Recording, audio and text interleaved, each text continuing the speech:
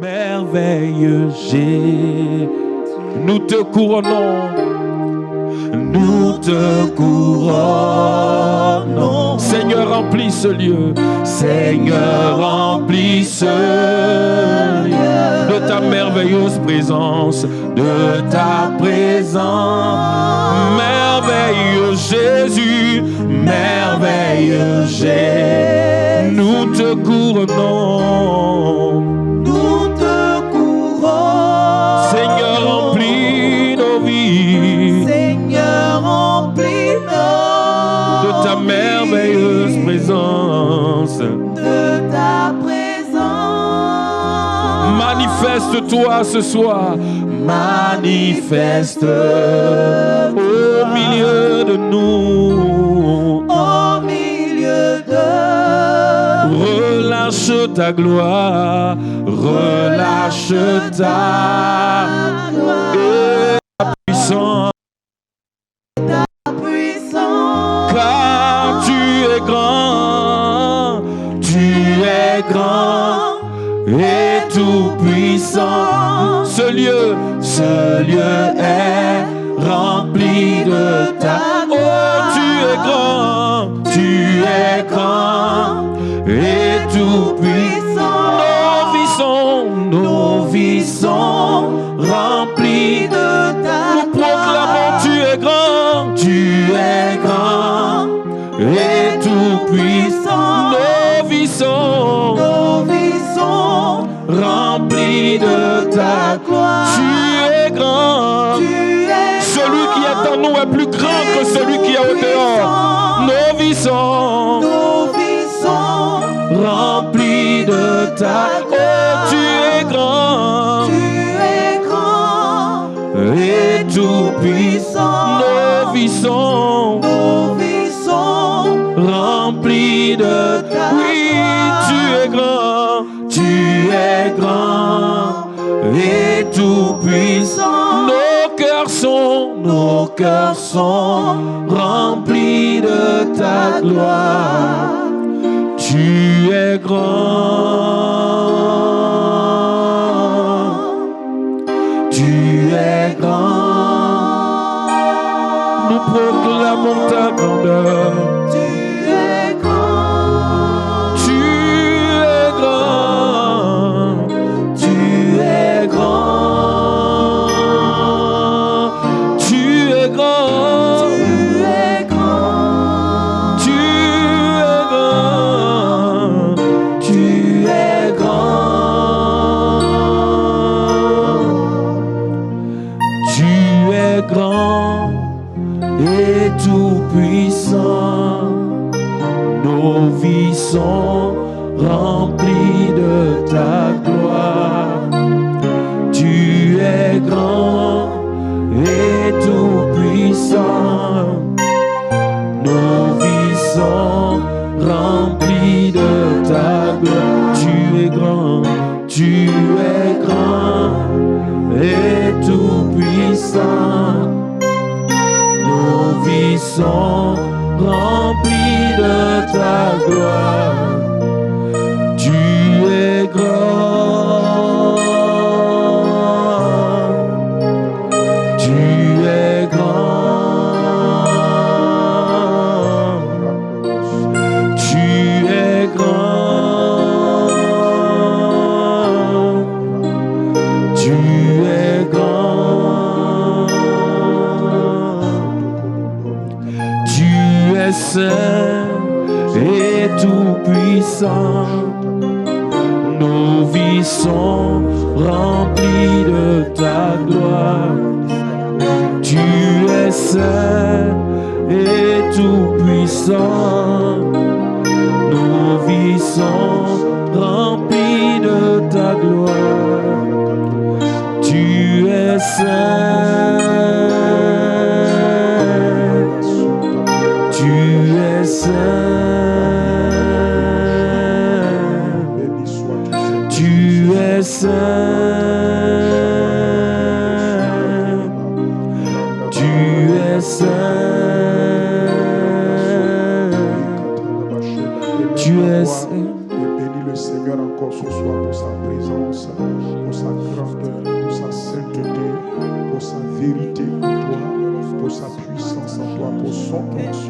demeure en toi, pour son onction qui habite en toi, pour son onction qui est réelle en toi. Bénis-le de tout cœur, rends-lui toute la gloire encore ce soir. Mande katola basinda koradi bachande. Père, nous te rendons grâce encore ce soir parce que tu demeures en nous par le Saint-Esprit. Béni sois-tu, Seigneur Jésus-Christ. Nous te rendons toute la gloire, Seigneur Jésus, parce que tu demeures en nous par le Saint-Esprit. Merci pour ta grande bonté. Merci pour ta fidélité. Merci, Seigneur, pour ta grâce encore, Seigneur, ce soir. Merci pour ton amour, ô notre Dieu. Mande sokate la marina so. Radi bakata rabadia no shante kadu balaka. Imaso mereketeria no sande la kadu. Yekoto mosi la kanda la brande sonto kodo bolokila. Ibarado katina komba anda la badi kata la baria. Lebrondo sunti kila balakatu na shindi kita balakatu. Imanda la barento sondo likata mona sinta kila bakondo. Radimana karuto sunda likata brando shati kabo. Imande la kabonte likata baragadia sonde. Ibaradundo sukate la mandi atakaborokotondo sita. Radi babonte likata barakatuna shande la gadi brakato. Rabela kando soto kola basita kola bota. Imandele kebonta likaduma shande gabaraka. Ibrakatonda sulina kabonte liatora dimaka. Imando sokoto mandile ketende bora katina shadi baka. Luta kabrando sonto kodiba rakatuna sande la lukata.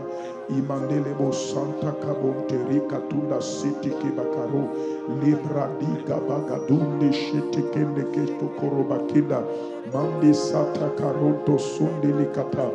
Radima mono soto kondo boshi kiti barakatu. Librando soto kunuku shaka barakatuna ina. Librando soto ikandula katuna sandi. Mandila katanda brando sokoto mandila kata. Jali babara tumba kete leboroto kondo ikatabro. Gabradia sakotondo lika parota kina kunde lekoto. Sula kebaratuna sande la katu. Kebabora tina kundo ikatela mandula kapa. Imande la katuna sundo lukutuka na babo. Radinde kebo tokoro masina konda likata. Ebrado sante kadunda shete kebakora. Leba bonte kinda kosokoto mondolo ikato. Librando sante kadunda kaborokoto. Imandula katenda sunta kila basura takababu. Jila mando sinta kila badunda kila ba. Randi balakatuna sondo ikatalabadi. Ebrandos kunta kila bazu. Randi katalabazu kutukuru makata radono. Jali barato kandala basunta kibrato. Krados kita baratu da shete kebaka. Imasando lokotondo ibrata sunda kelabadu.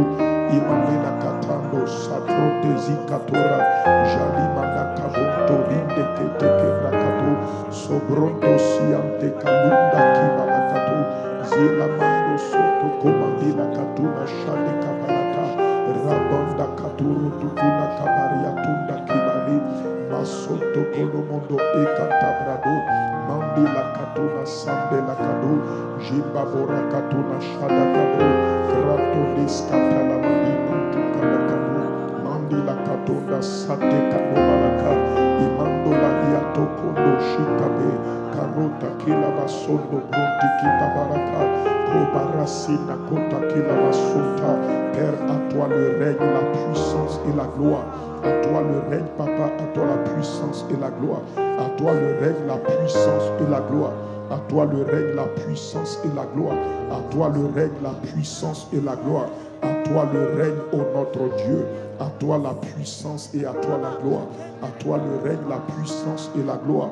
À toi le règne, la puissance et la gloire. À toi, Père céleste, notre Dieu, le règne par le Saint-Esprit, la puissance par le Saint-Esprit et la gloire par le Saint-Esprit.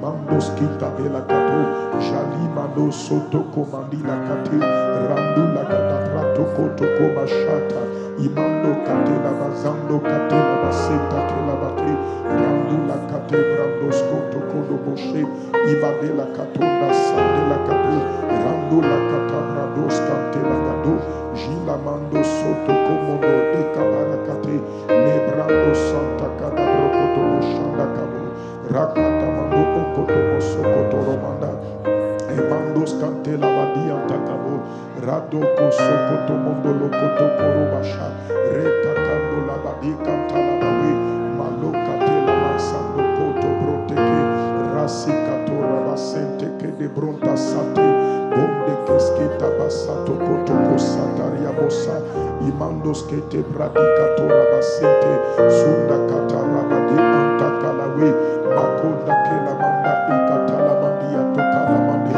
Randa Balakatula Zunda Kela Bata Remano Katela Mandoko Shata Kamaru Lebradika Tola Basando Kate Imasete Kete Makando Soto Komakate Lemonda Katariando Sante La Brondes Kitabe Karuna Shete Kemando La Kadumba Se Kebarato Sokoto Mandela Katuna Sante Sulamande Katola Basente Keleboto Rata Kamande Kasota Kela Basente Katuale Kabara Katuna Shante Rindo Di Kabanto Sonto Koto Barakati Imando Balikanta Lokatela Monde E Kabarato Kratonista Tela Mandu Antakalabawe Lika Dabrando Sokoto Mandela Kata Jalimano Kotoko Barakatuna Se Kadoria Dos Katela Dumbra Descapo Sombrondes Kete Bratu Kanekato Imande la Katuna Shande Kabora Kata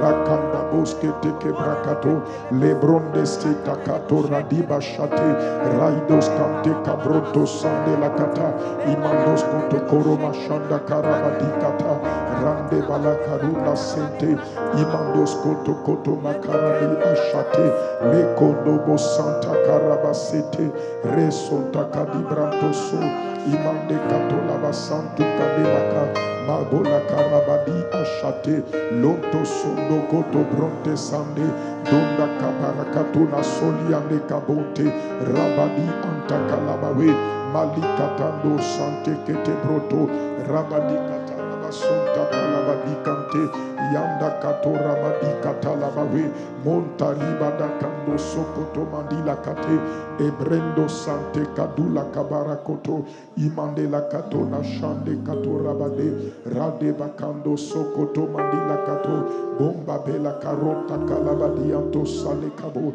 Remando Katela Mandi Katola Basandu Lagade Imando Lagadianto Kabera Kato Boba la Kataria Dosh Katera Badumba Imando Sete Kebadila Kando Lento Sande la Manakaro Endo sakina mola kate idombrendes kotakila basuta kelabo rande balakatuna zande katorabo rakata mandila katona shanda kalabawe rabai katora sonte kede brandos kete vranikos katela mandu katela bawe radiba kandos kotokono moshata kabawe rada balakatuna sanda kalamawe maina kola katuna zande kato rande balakatuna zanda kabo rabadia katora basonto kodobolo imando katela mandaria kota kila baraso zika bronte shadia bronte shakarota vanu katera mando kalemande kalakato liza bronte sando la gida brakato emando la katanda la soke kola mashate kandula manake emando skoto koloma inda kelabo randi la katabronte sandi akoto ebabori katala baranto zadi babo pena koskate la manda roto sonde le biata ikonde breto kasende le monta rimendo katela bazunda ke la badia maikoto korobo shata barato rento sandi kabo ke bratonde ke libria sakota limano mandolia katalaba endos katela bada ebrandos kotoko Mandos kita bela katuna shande gadapa rabindos katela basatuna kelabo randa bala karuna zunda kelabade prados kita bela korata kajito kobakado imandolo kotombrondos kete vendo sate mandula katarabadia rato kozike te brakato beria sote ikatalaba shenda béni sois-tu Père céleste au nom glorieux de Jésus-Christ. Merci Seigneur. Amen. Au nom de Jésus, nous avons prié. Amen. Que le nom du Seigneur soit béni. Que sa grâce surabonde sur nous tous. Au nom de Jésus. Amen. Nous rendons grâce à Dieu pour tous ses bienfaits. Coupez les sifflements là. Nous rendons grâce à Dieu pour tous ses bienfaits et pour tous ses hauts faits dans notre vie. Alléluia. Nous sommes en train de progresser pas à pas et nous sommes dans le mois donc de juillet. Ce mois de juillet est un mois important qui nous fait avancer encore. Et nous avons vu que le mois de juin était un mois porté sur l'importance donc de l'onction pour l'évangélisation et pour donc la moisson. Nous sommes toujours dans le mois de juillet dans ce même esprit de l'onction. Amen.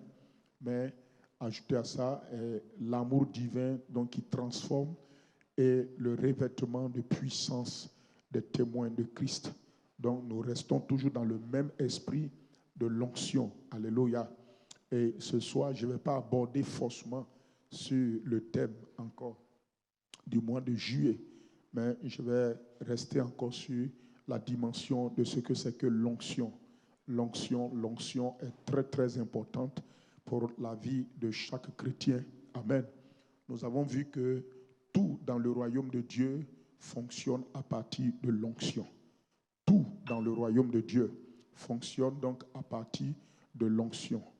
Tout dans le royaume de Dieu opère sur la base de l'onction. Amen. Pourquoi? Parce que tout dans le royaume de Dieu fonctionne par l'Esprit de Dieu et par la parole donc de Dieu. Et lorsqu'on parle de l'Esprit de Dieu, on ne peut pas ne pas parler de l'onction. Diminuez-moi ça, c'est trop. Lorsqu'on parle de l'Esprit de Dieu, on ne peut ne pas parler de l'onction. Lorsqu'on parle de la parole de Dieu, on ne peut pas ne pas parler de la vérité. C'est comme lorsque tu parles de la parole de Dieu, tu ne peux pas ne pas parler de la vérité. Là où il y a la parole de Dieu, il y a la légalité, il y a la vérité et il y a l'autorité. Amen. La parole de Dieu met en avant la vérité. La parole de Dieu met en avant la légalité. La parole de Dieu met en avant l'autorité. Cela veut dire que dans le royaume de Dieu, chaque fois que vous faites quelque chose en vous basant sur la parole de Dieu, vous êtes dans la vérité, vous êtes dans la légalité et vous êtes dans l'autorité. Ne l'oubliez pas, ne l'oubliez pas.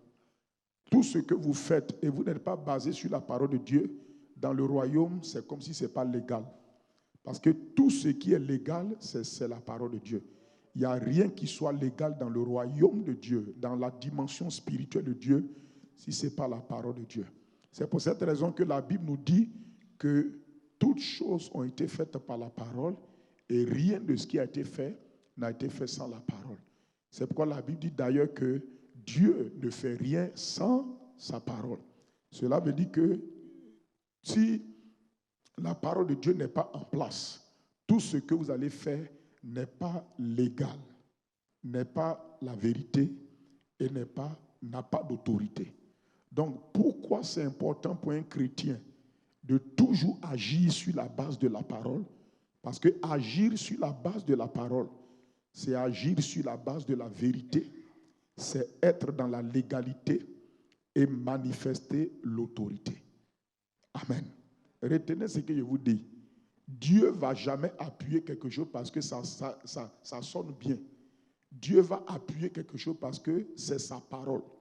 Parce que là où il y a la parole de Dieu, il y a la vérité de Dieu qui est en place. Il y a la légalité de Dieu qui est en place et il y a l'autorité de Dieu qui est en place. Donc en réalité, dans le royaume de Dieu, ce qui fait que vous êtes dans la vérité, c'est la parole de Dieu. Écoute-moi d'abord, ce n'est pas l'Esprit de Dieu d'abord. Ce n'est pas l'Esprit de Dieu d'abord, c'est la parole de Dieu. Ce qui fait que ce que tu fais là est dans la vérité, c'est la parole de Dieu. Ce qui fait que ce que tu fais est dans la légalité. Légalité veut dire que c'est en accord avec les lois et les principes de Dieu. Donc quand tu fais quelque chose basé sur la parole, c'est que tu es dans le légal. Tu es dans ce qui est légalement accepté par la justice du royaume de Dieu. C'est ce que ça veut dire. Ce qui est légal dans un pays, c'est normalement ce que la justice de ce pays-là accepte. Donc, tout ce que tu fais qui n'est pas en accord avec la justice d'un pays n'est pas légal. Mais dès l'instant où c'est aligné sur ce que la justice de ce pays demande, c'est que tu es dans la légalité. Donc la parole de Dieu est simplement le compendium. Si tu voulais, la parole de Dieu est comme le code de légalité de Dieu. Et la parole de Dieu est le code, je veux dire, le code juridique que la justice de Dieu accepte. Donc tout ce que tu fais qui est basé sur la parole de Dieu est approuvé par la justice de Dieu. Tout ce que tu fais qui est basé sur la parole de Dieu te place automatiquement dans la vérité. Tout ce que tu fais basé sur la parole de Dieu te place également dans l'autorité. Donc, qui dit parole de Dieu, on reprend, qui dit parole de Dieu dit quoi? Premièrement, vérité, dit ensuite quoi? Légalité, et dit ensuite quoi? Autorité. C'est pourquoi tu vas voir que le combat spirituel n'est pas une affaire de bruit. Ce n'est pas une affaire de beaucoup d'agitation. Le combat spirituel, Satan le sait, est basé d'abord sur la vérité, la légalité et l'autorité. C'est lorsque tu affrontes Satan sur la base de la parole, sur la base de la vérité donc, et de la légalité, c'est en ce moment-là que tu as de l'autorité sur Satan. C'est pourquoi vous voyez, quand Satan est venu tenter Jésus, vous voyez que Jésus n'a pas gesticulé. Jésus n'a pas tremblé. Jésus s'est rassuré simplement de rester sur la parole. Tant qu'il est resté sur la parole, il était dans la vérité, il était dans la légalité et il avait de l'autorité. Le but de Satan, c'est de vous faire quitter toujours ce qui est la vérité. C'est de vous faire sortir de la légalité.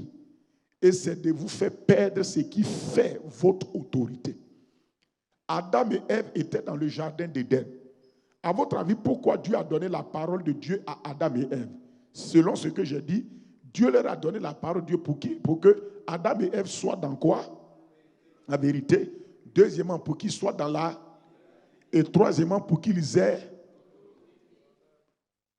Dès l'instant, est-ce que le combat que Satan est venu faire avec Adam et Ève, ce n'était pas un combat où où l'autre vient attraper les cols de son ami pour essayer des choses? Le combat, c'était une affaire de parole contre parole. Parce que si tu parles la parole de Dieu, c'est que tu es dans la vérité, tu es dans la légalité et tu as de l'autorité. Tant que Adam et Ève restaient sur la parole, ils avaient autorité sur Satan. Ils étaient dans la légalité de Dieu par rapport au diable. Et ils étaient dans la vérité. En ce moment-là, Satan qui va envoyer le mensonge, n'oublie pas que le mensonge, c'est ce qui aussi, la parole de Satan, c'est le mensonge. Lorsque tu te tiens, le côté opposé, lorsque tu te tiens dans la parole du diable, tu te tiens dans quoi? Le mensonge, tu te tiens dans l'illégalité et tu te tiens dans quoi? Tu n'es plus sous autorité. Amen. Donc la parole de Satan, si tu oses l'écouter, directement tu es dans le mensonge, tu es dans l'illégalité et tu n'as plus d'autorité. Donc le vrai combat, quand on dit là, c'est d'abord deux paroles qui s'affrontent. Le combat, c'est deux paroles qui s'affrontent. La parole de Dieu et la parole de l'ennemi. C'est pourquoi je vais vous dire une chose. Le combat dépend de la parole que tu sors de ta bouche. Parce que quand Satan vient te combattre là, c'est une parole aussi qu'il envoie d'abord contre toi. Si tu épouses sa parole, il sait que tu es dans le mensonge, que tu es illégal. Dès cet instant-là, tu n'as pas d'autorité. Donc ça, c'est la première chose qu'il faut retenir. Donc on reprend la parole de Dieu, établit quoi? La vérité, la légalité et l'autorité. Donc tant qu'en tant que chrétiens, nous pouvons rester sur la parole de Dieu, nous sommes dans la vérité de Dieu, dans la légalité. C'est-à-dire que nous sommes en accord avec la justice du trône de Dieu. Vous savez que le trône de Dieu, ce n'est pas juste un fauteuil. Hein? Le trône de Dieu, c'est tout un système juridique. Le trône de Dieu, c'est la domination de Dieu, mais une domination qui repose sur un système juridique. Peut-être qu'un jour, il faut qu'on parle du trône de Dieu. Le trône de Dieu, ce n'est pas un fauteuil. Même naturellement, il fit ici, là. Fauteuil présidentiel, là. Le fauteuil que tu vois là, présidentiel, là, c'est le symbole de quoi? De la domination de l'autorité du président, mais c'est le symbole en même temps de l'incarnation de toute la légalité du pays. Ou bien, donc, si tu attaques le trône du président, premièrement, tu es en train d'attaquer son autorité, tu es en train d'attaquer même tout le système juridique du pays. C'est pourquoi on dit un président, il est légalement élu. Quand on dit légalement, ça veut dire que juridiquement, il est dans les pleins droits. C'est pourquoi tu vas voir que c'est pourquoi tu vas comprendre que l'autorité qui installe le président, c'est l'autorité quoi? L'autorité judiciaire. Chez nous ici, on disait quoi? C'est pas le Conseil constitutionnel. Pourquoi? Pas le Conseil constitutionnel. Pourquoi on dit Conseil constitutionnel? C'est-à-dire qu'il y a la Constitution dedans. Or, la Constitution, c'est le document de légalité. C'est-à-dire que c'est le système juridique sur lequel repose tout le pays. En d'autres mots, toutes les lois d'un pays, que ce soit les lois du code civil, lois du code pénal, du code des affaires, du code de temps, tout ça repose sur un document, la Constitution. La Constitution, c'est ce qui fait qu'on extrait toutes les autres lois. C'est la même chose. Dans le royaume spirituel également, le trône de Dieu représente l'autorité suprême de Dieu. Mais le trône de Dieu repose en même temps sur le système juridique du royaume de Dieu. C'est pourquoi vous allez voir que tout ce que Dieu nous dit de faire, c'est toujours quelque chose qui est en accord avec son autorité, mais avec la justice du royaume de Dieu. Dieu ne fait jamais, je vous ai déjà dit ici que le spirituel est très légalistique. Le spirituel opère, quand on dit légal, ça veut dire que le spirituel opère sur des lois et des principes juridico-spirituels qui sont établis. Ce que beaucoup de gens ne savent pas, Satan était rebelle, mais Satan est très légalistique. Il est rebelle, c'est vrai, mais il est légal. Parce qu'il va toujours chercher à se donner une raison contre toi. Quand il a tenté Adam et Ève, là, pourquoi, à votre avis, il n'a pas pris le fruit qu'ils mettent dans leur bouche? Parce que s'ils mettent dans leur bouche, ce n'est pas légal. Mais si eux-mêmes ils prennent, ils cueillent, eux-mêmes ils prennent, ils mettent dans leur bouche, c'est légal. Donc Satan va te tenter pour que tu lui donnes une raison.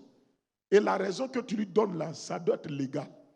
Dès que c'est légal, il sait qu'en ce moment-là, il peut maintenant agir. C'est pourquoi la Bible nous dit de ne pas donner accès au diable, de ne pas donner accès au diable. Il ne faut pas lui donner accès. Parce que si tu lui donnes accès, il va utiliser ce que tu as fait là pour chose. Donc, dans le royaume de Dieu, la parole de Dieu représente pour nous les enfants de Dieu la vérité, la légalité et l'autorité. Donc, si tu cherches là où se trouve ton autorité, ça est dans la parole. Si tu cherches là où te trouve ta légalité, si ce que tu fais là, est-ce que c'est légalement accepté par Dieu? C'est la parole. Ça veut dire que si quelqu'un fait quelque chose qui n'est pas accepté par la parole de Dieu, ne vous en faites pas, ne le suivez pas. Parce que ce n'est pas légal. Le ciel n'est pas à lui. La justice du ciel n'est pas à lui. Et il n'a pas d'autorité. Bientôt, vous allez voir qu'il va être détruit. Satan va le mener. Satan va lui créer des problèmes. Amen. Pourquoi Dieu nous donne sa parole? Pour que tout ce qu'on fait là soit légal, soit la vérité et soit également autorité. Donc, appuyez-vous. C'est pourquoi le Saint-Esprit même là ne viole pas la parole. C'est-à-dire, le Saint-Esprit fait quelque chose qui n'est pas selon la parole, ce qu'il fait là n'est pas la vérité, ce qu'il fait là n'est pas légal et normalement il n'a pas d'autorité pour faire. C'est pourquoi, à votre avis, imaginez, Genèse 1, verset 2, la terre était informe et vide, les ténèbres étaient à la surface de l'abîme et l'Esprit de Dieu se mouvait au-dessus des eaux. Je vous dis, quand on dit la terre était informe et vide, d'abord c'était problème. La terre informe et vide, c'est-à-dire que la terre existait, mais la terre avait des problèmes. Deuxième problème, les ténèbres étaient à la surface de l'abîme. L'Esprit de Dieu se mouvait. Donc le Saint-Esprit est là et il y a 2 problèmes devant lui. Mais pourquoi il n'agit pas? Pourquoi il n'agit pas? Son premier problème, sa première situation qu'il fait face, et je ne dis pas qu'il a un problème, mais sa première situation à laquelle il fait face, c'est quoi? La terre est informe et vide. Il y a du chaos, il y a du désordre. Deuxième problème, la présence des ténèbres. Vous savez que Dieu n'aime pas le désordre et Dieu n'aime pas les ténèbres. Les 2 choses que Dieu n'aime pas sont devant lui. Pourquoi il n'intervient pas? Pourquoi l'Esprit de Dieu est en train de se mouvoir, mais il n'agit pas? Il se meut, mais pourquoi il n'agit pas? Il se meut, pourquoi il n'agit pas? Il se meut, pourquoi il n'agit pas? On dit qu'il est en mouvement, pourquoi il n'agit pas? On dit qu'il est en mouvement, pourquoi il n'agit pas? On dit qu'il se mouvait au-dessus des eaux. Il se mouvait au-dessus des eaux. Mais il n'a rien fait. Pourquoi? Le travail du Saint-Esprit va commencer à quel moment? Lorsque la Bible nous dit une parole, Dieu dit. On dit Dieu dit. Le verset qui suit, mon ami, il faut me suivre. Il faut suivre le message. On dit Dieu dit. Dieu dit que la lumière soit. Donc Dieu a dit une parole. Quand Dieu a dit une parole, l'Esprit de Dieu qui se mouvait au-dessus des eaux va entamer une action. Mais son action serait une action vérité, une action légale et une action d'autorité. Dès que la parole de Dieu est sortie, le Saint-Esprit était dans la vérité pour agir, il avait la légalité pour agir et il avait l'autorité pour agir. Le Saint-Esprit avait la légalité, l'autorité. C'est pourquoi je vais vous dire une chose. Même si le Saint-Esprit te remplit jusqu'à boudou, il se met en toi. N'entreprends pas une action s'il n'a pas dit une parole. C'est ce qui fait que beaucoup de gens disent « Ah, je sens l'onction ». Oui, tu peux sentir l'onction, mais ça ne t'autorise pas à une action.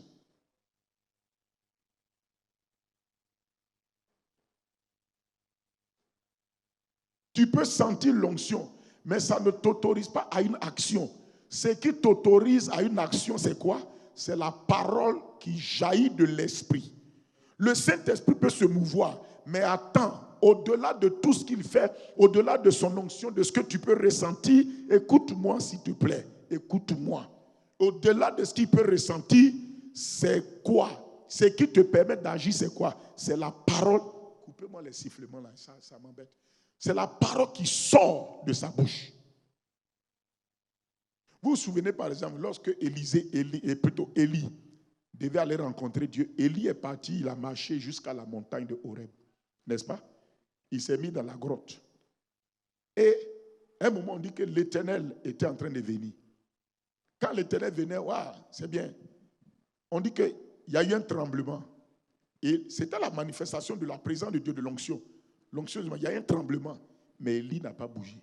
Il y a eu un vent, il n'a pas bougé. Il y a du feu qui s'est manifesté, il n'y a rien eu. Mais on dit, brusquement, il a entendu un son doux, une voix douce, un murmure doux et léger dans son cœur. Dès qu'on dit, lorsqu'il entendit cela, il s'enveloppa et il sortit. C'est là que la conversation a commencé. Donc, tout le reste a été bien, mais ce n'est pas ça qui met un homme de Dieu en action.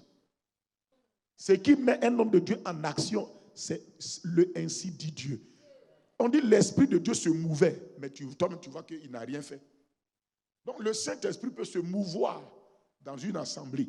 Quand il se meut, oui, on voit le feu, on ressent la chaleur, on ressent la fraîcheur, on ressent la chose. Mais pour agir, on a besoin d'une parole. Donc quand le Saint-Esprit est en train de se mouvoir dans votre cœur, ce n'est pas le mouvement là qui doit vous intéresser. C'est qu'est-ce qu'il dit, qu'est-ce qu'il vous pousse à faire, qu'est-ce qu'il vous conduit à faire, quelle action il vous dit de poser. C'est ça qu'il faut chercher. Je crois que nous devons grandir. Nous devons grandir au point où, même si l'Esprit de Dieu est en train de se mouvoir, il va se mouvoir. Quand il est en train de se mouvoir, on est rafraîchi, on est renouvelé, on est restauré. Tout ça, c'est bien. Mais on n'entreprend aucune action. Tu peux être rafraîchi et puis simplement tu te contentes de ton rafraîchissement. Mais si tu dois entreprendre une action, ça doit venir de ce qu'il a dit. Parce que lorsqu'il dit, tu es dans la vérité, tu es dans la légalité et tu es dans l'autorité. La Bible dit qu'il dit et la chose arrive. Il ordonne et la chose existe. On est d'accord? Tu es d'accord? Donc souvent quand on est dans l'église là et que l'Esprit de Dieu est en train de se mouvoir, c'est bien. Il est en train de se mouvoir. Les gens sont touchés par l'onction, ils sont rafraîchis, restaurés, c'est bien. Tout ça c'est bien. On est dans un environnement, on est béni, on est comblé. Souvent même on pleure, souvent même on chose. Tout ça c'est bien, ça c'est personnel. Mais si tu dois entreprendre une action, il faut que derrière tout ça, Dieu t'ait dit de poser une action. On dit Dieu dit et ça arrive. Donc n'oubliez pas, Dieu dit. Le dire de Dieu est l'action de son peuple. Le dire de Dieu est l'action de son peuple. Il faut toujours, écoutez-moi, si vous marchez avec l'onction de Dieu qui est en vous par le Saint-Esprit, cette onction qui demeure en vous par le Saint-Esprit là, toujours vous devez apprendre à agir chaque fois qu'elle vous parle. Vous ne devez pas inventer une action. L'action de Dieu accompagne toujours sa parole. Jérémie 1,12 là. C'est une autre tradition originale qui dit l'action de Dieu suit toujours sa parole. Donc quand Dieu dit quelque chose, il y a une action. L'action de Dieu, plutôt, toute action dans le royaume de Dieu est déterminée par ce que Dieu dit. Amen. Amen. Tu as compris cette partie-là? Maintenant, on est toujours sur l'onction. Maintenant, le Saint-Esprit, dans le royaume de Dieu, de même que la parole manifeste la vérité, la légalité et l'autorité, dans le royaume de Dieu, le Saint-Esprit manifeste l'onction. Tout ce que le Saint-Esprit fait, il le fait dans l'onction et par l'onction. Il n'y a rien qui se fait dans le royaume de Dieu sans l'onction du Saint-Esprit. Quand Dieu parle, ce qui fait que ce que Dieu dit devient une réalité, c'est l'intervention de l'Esprit et de son onction dans ce que Dieu dit. C'est ça qui fait que ça devient vrai, ça devient réalité. Dieu dit la vérité, mais ça doit devenir la réalité. Ça doit devenir une expérience en toi. Ça doit devenir quelque chose que tu as vécu. Dieu a dit, mais tu dois vivre. Pour que tu vives, suis-moi, pour que tu vives ce que Dieu dit, il faut que le Saint-Esprit intervienne avec un élément qui est en lui, qu'on appelle l'onction. Lorsque le Saint-Esprit rentre dans ce que Dieu dit avec l'onction, ce que Dieu a dit qui est la vérité là, devient ton expérience, devient un vécu. C'est ce qu'on appelle la réalité. La réalité, c'est lorsque tu vis quelque chose, lorsque cette chose-là est l'expérience qui se passe en toi. La réalité, c'est quelque chose que tu goûtes. C'est quelque chose que toi, tu peux mettre le doigt dessus pour dire ça là, ça s'est passé dans ma vie. Une réalité, ce n'est pas quelque chose qu'on peut tromper. En tout cas, c'est réel et c'est réel. Les réalités sont des choses qui existent vraiment. Ça veut dire que c'est des choses qui sont là. Tu ne peux pas nier. Mais la vérité est la semence de la réalité. Donc avant que tu aies une réalité, la réalité de Dieu, il faut qu'il sème la vérité, qui est la parole. Quand la vérité est sémée, l'esprit de vérité, pourquoi on appelle le Saint-Esprit l'esprit de vérité? Parce que lui, il va intervenir avec son onction dans cette vérité-là pour la faire devenir réalité personnelle dans ta vie. Amen. Écoute-moi, la vérité de Dieu donnée peut être générale, mais les réalités sont personnalisées. C'est pourquoi Jésus dans les rues d'Israël était la vérité dans les rues d'Israël, mais il n'a pas été réalité pour tout le monde. Tu as compris ce qu'il a dit? Tu es sûr que tu as compris? Tu es sûr que tu as compris ce qu'il a dit?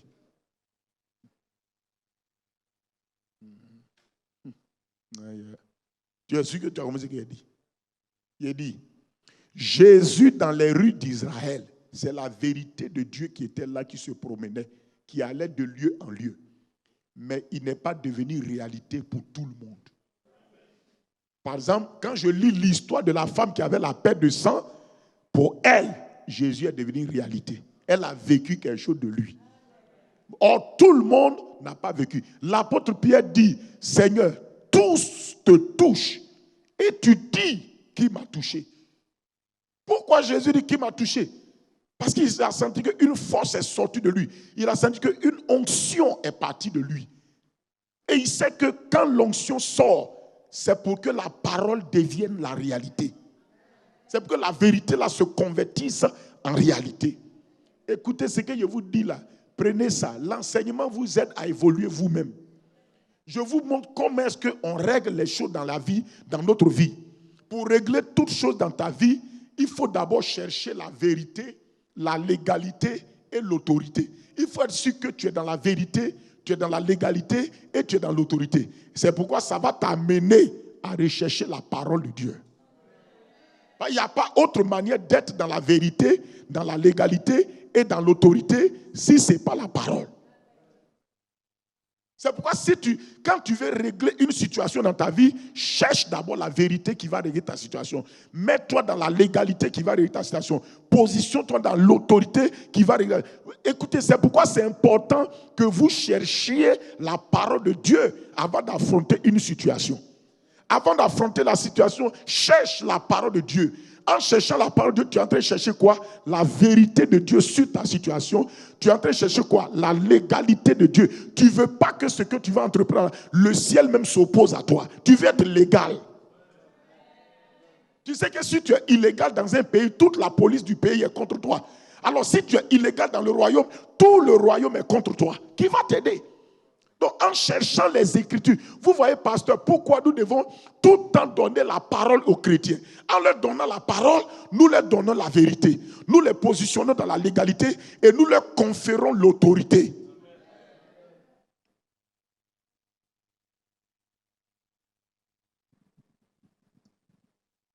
Tu as compris ce qu'il a dit? Donc, on ne règle pas les problèmes comme ça. On a vu beaucoup de gens. Vous allez voir dans la Bible que ce n'est pas parce que les gens ont pleuré que forcément le problème a été réglé. C'est parce que Dieu a donné une parole. Quand Dieu a donné une parole, la vérité est venue. La légalité est venue. L'autorité est venue.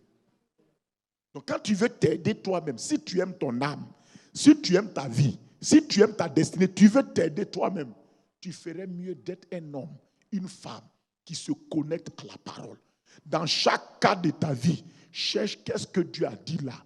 Et puis, tiens-toi là-dessus. Fais comme les Béréens. Examine les Écritures pour voir ce que la parole de Dieu dit. Reste sur ce que la parole dit. Parce que dans tous les cas, tu n'as pas d'autre solution. Reste sur ce que Dieu dit. Appuie-toi là-dessus. En restant sur ces paroles, ça peut être 1, 2, 3, 4, même 10 paroles. Écoutez, il y a peut-être 10 paroles qui parlent de ta situation. Rassemble ces 10 paroles-là pour toi seul. Mets-les avec toi. Appuie-toi sur elle. Reste dans la légalité, dans la vérité et là où tu as l'autorité. Quand tu es dans la parole, tu es dans la zone où tu es dans la vérité, tu es dans la zone où tu es dans la légalité, tu es dans la zone où tu as de l'autorité. La parole de Dieu est ma zone de vérité, ma zone de légalité, ma zone d'autorité. Quand je me tiens là, j'ai autorité. Quand je me tiens là, je suis dans la vérité. Quand je me tiens là, je suis dans la légalité. En ce moment, je peux parler maintenant. Donc je te montre comment régler les situations de ta vie. Ce qu'il te dit là, ce n'est pas courir après un homme de Dieu. Cours d'abord après la parole de Dieu. Parce que l'homme de Dieu là, il n'est pas d'abord ta vérité, ni ta légalité, ni ton autorité. Si l'homme de Dieu lui-même engage quelque chose qui n'est pas la parole de Dieu, il n'aime pas lui-même dans la vérité, ni dans la légalité, ni dans l'autorité. Donc si quelque chose m'arrive, je dois courir d'abord vers qui? Je dois courir vers la parole. Qu'est-ce que Dieu a dit? Qu'est-ce que Dieu a dit? Qu'est-ce qui est sorti de sa bouche? Au commencement là, l'Esprit de Dieu se mouvait. Rien ne s'est passé. Dieu a dit et l'Esprit est rentré en action. Donc avant que Dieu s'engage, avant que Dieu s'implique dans ma situation, qu'il s'engage dans ma situation, je dois trouver la parole sortie de sa bouche. Ce qui est sorti de sa bouche là, c'est ma vérité, c'est ma légalité et c'est mon autorité.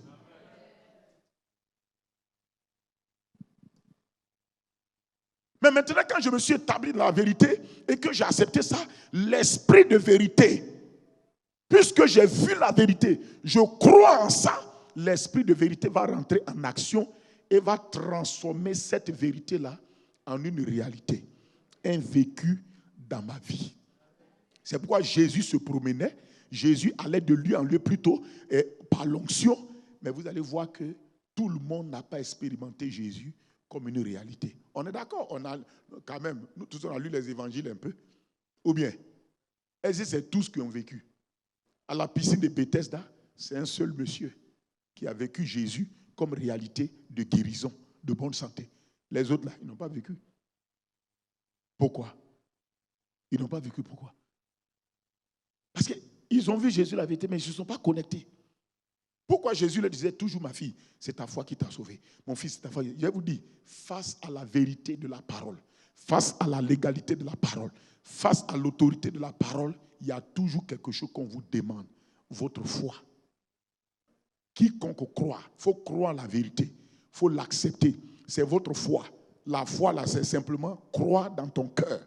Et puis, exprime ce que tu crois avec ta bouche ou bien par une action qui correspond. Il y a toujours un langage qui correspond à ta foi et il y a toujours une action qui correspond à ta foi. Chaque fois que tu dois exercer la foi, il y a toujours une parole correspondante à la foi et une action correspondante à la foi. La foi a son langage qui correspond et la foi a son action qui lui correspond. On est d'accord? Ah, j'espère que vous suivez. Bon, ok. La foi croit la parole. Et c'est qu'elle croit là, il y a un langage qui correspond à ça. Si tu dis tu crois avec ton cœur, il y a un langage qui correspond et il y a une action qui correspond. Maintenant, quand tu crois en la vérité, le Saint-Esprit vient avec son onction et il touche cette vérité-là pour la faire devenir une réalité, un vécu, une expérience. Le même mode opératoire que Dieu a choisi depuis Genèse 1, verset 2, 3. Dieu dit, l'Esprit de Dieu se mouvait, Dieu dit que la lumière soit. Et la lumière fut. Ce même mode opératoire-là, c'est le même mode opératoire que Dieu utilise actuellement et toujours. Dieu ne change pas sa méthode. Dieu utilise la même méthode. Tu sais pourquoi? Parce que Dieu est éternel. Dieu est la vérité. La vérité de Dieu, c'est quelque chose qui ne change pas, quels que soient les temps, quels que soient les hommes, quels que soient les lieux. Quand quelque chose est la vérité, si elle ne change pas, quels que soient les temps, quels que soient les lieux, quelles que soient les personnes, c'est que c'est la vérité. Si quelque chose change, si quelque chose est comme ça en 2025, et puis en l'autre côté, ce n'est pas la même chose. Quand on arrive en 2026, ce n'est pas la même chose, c'est que ce n'est pas la vérité. La vérité, c'est ce qui reste constant, quels que soient les temps, quelles que soient les personnes. C'est pourquoi la vérité n'a pas de nationalité. La vérité n'a pas de nationalité. C'est-à-dire, quel que soit le pays, la vérité ne devient pas ivoirienne. Et quand elle le trouve, elle devient américaine. En France, elle devient française. La vérité, elle ne change pas de nationalité. Ce n'est pas nous ici, on change nos nationalités, on va à gauche, à droite. La vérité est la même chose. La vérité s'en fout de vos nationalités. La vérité a sa propre caractéristique.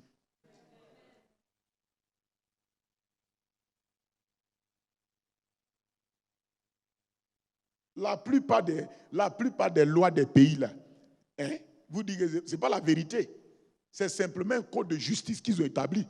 Sinon, la plupart des lois des pays même sont basées sur les cultures de ces pays. Il y a plein de choses dedans, c'est lié aux cultures, aux traditions de ce pays. Ils ont mis en place. Ça dit que, je sais pas, vous avez vu que chaque pays met des lois en place qui lui conviennent à elle. Ou plutôt à chaque nation à elle. Donc cette nation met des lois qui sont ces nations. Mais ce n'est pas la vérité. Mais c'est un ensemble de lois qu'ils ont décidé de se mettre entre eux pour vivre avec. Et comme c'est eux-mêmes qui ont décidé, ils doivent respecter leurs lois. S'ils ne respectent pas, ça veut dire qu'ils ne sont pas dans leur justice. Mais la vérité, c'est pourquoi vous allez voir, écoutez, je vais vous dire que peut-être il faut que je vous le dise. L'évangile que vous voyez là, l'évangile est au-dessus de toutes les nations, de toutes les constitutions, de tous les pays. Parce que l'évangile est la vérité. L'évangile, c'est pourquoi Jésus nous a dit, allez prêcher la bonne nouvelle à toute la création. Il a dit, allez partout et prêcher la bonne. Cela veut dire que la bonne nouvelle de Jésus est la vérité imposable à toutes les nations. Or, les nations ont déjà des constitutions. Pourquoi il ne nous dit pas que Ivoiriens, allez-y prêchez votre constitution aux Américains. Les Américains, prêchez pour vous là, aux Africains. Pourquoi il ne dit pas ça? C'est à eux, c'est limité à eux. Jésus nous dit, lui, son évangile qu'il a envoyé n'est pas un évangile constitutionnel d'un pays. C'est un évangile qui est la vérité de Dieu pour l'humanité. Car Dieu a tant aimé qu'il a donné son Fils. Ce Fils-là, c'est qui? Il est la parole. Cela veut dire que Jésus, la parole de Dieu, est la parole donnée au monde pour sauver le monde. Donc la parole de Dieu s'inscrit au-dessus des constitutions des pays.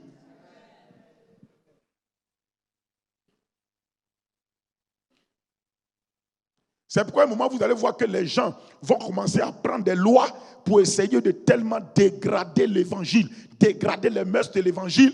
Et c'est là que va venir les grandes persécutions. Parce que l'Église aussi qui reconnaît qu'elle appartient à Christ et qu'elle dépend d'une parole supérieure aux constitutions, qui est la vérité de Dieu, qui ne connaît aucune compromission. Et on va voir que les gens disent qu'il y a des lois qui veulent qu'on brise la parole de Dieu. En tout cas, si tu n'es pas assez ferme, tu vas tomber dedans. Mais ceux qui vont rester fermes seront aussi persécutés. On a oublié de vous dire ça. On ne peut pas vous cacher ces choses-là. Et c'est ces choses-là qui approchent là. C'est ces choses-là qui arrivent à grands pas. C'est ces choses qui arrivent à grands pas.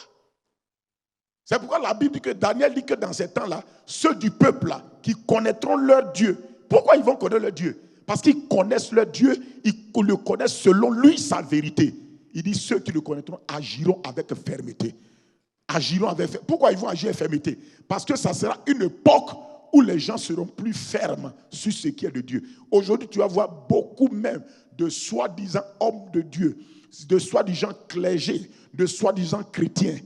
Quand tu envoies la vérité de Dieu, ils trouvent que vous êtes dur. Si vous commencez à rentrer dans ce jeu, non, vous êtes trop dur, il ne faut pas être trop dur, quand même, il faut être ceci, cela. Écoutez-moi, cette tendance-là, elle était piège.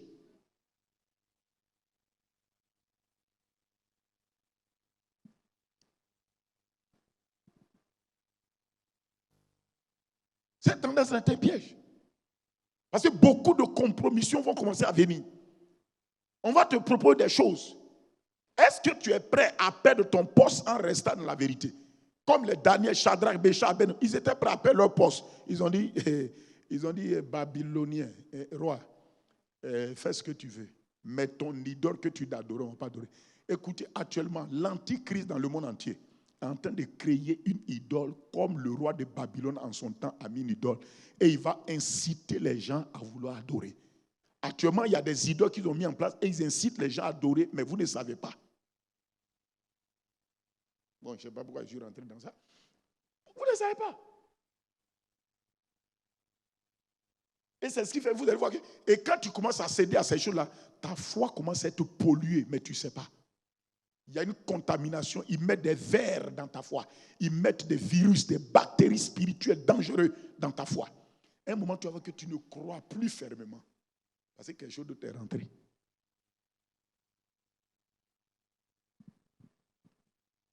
On n'a pas le choix, on est obligé d'être des choses.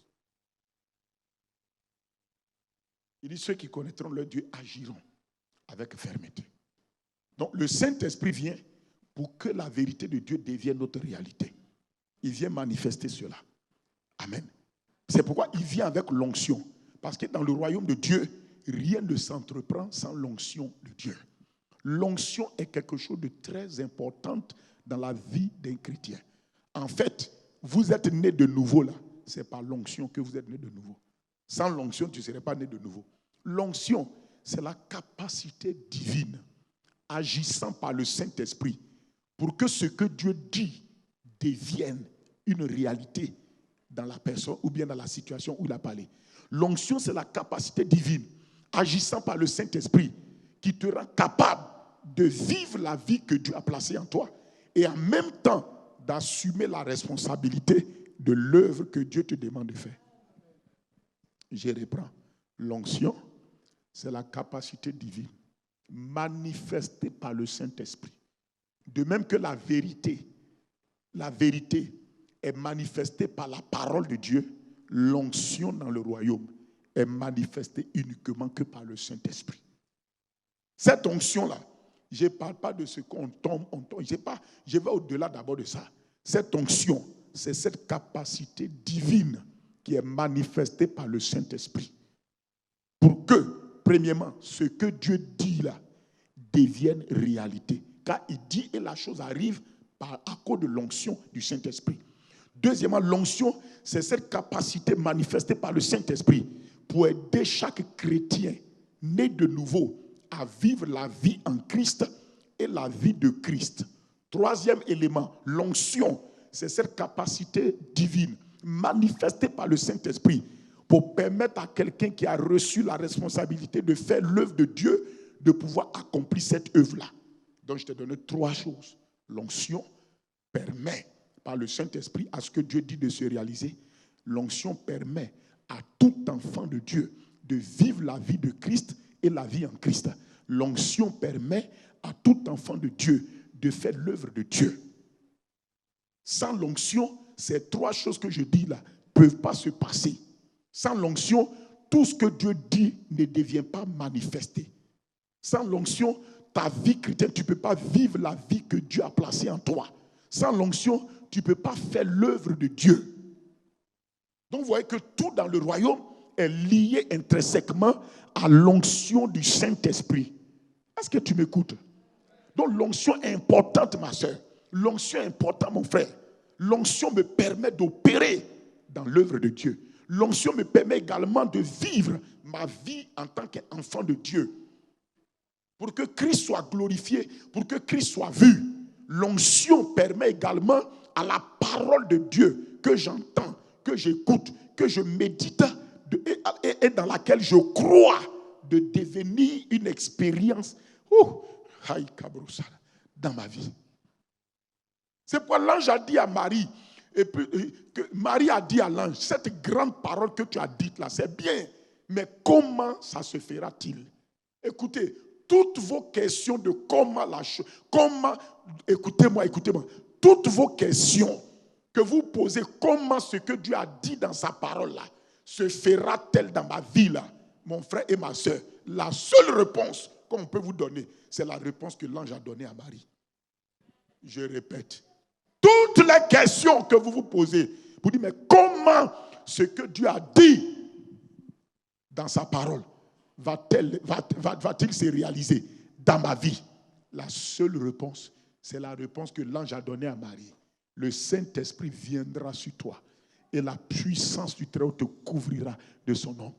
On a déjà donné la réponse à la question. Tu ne dois pas te la poser encore. Tu dois prendre la réponse là. Une question que toi-même tu as te posé, on a déjà posé la question et puis on a joué. Ou bien tu penses ces choses-là?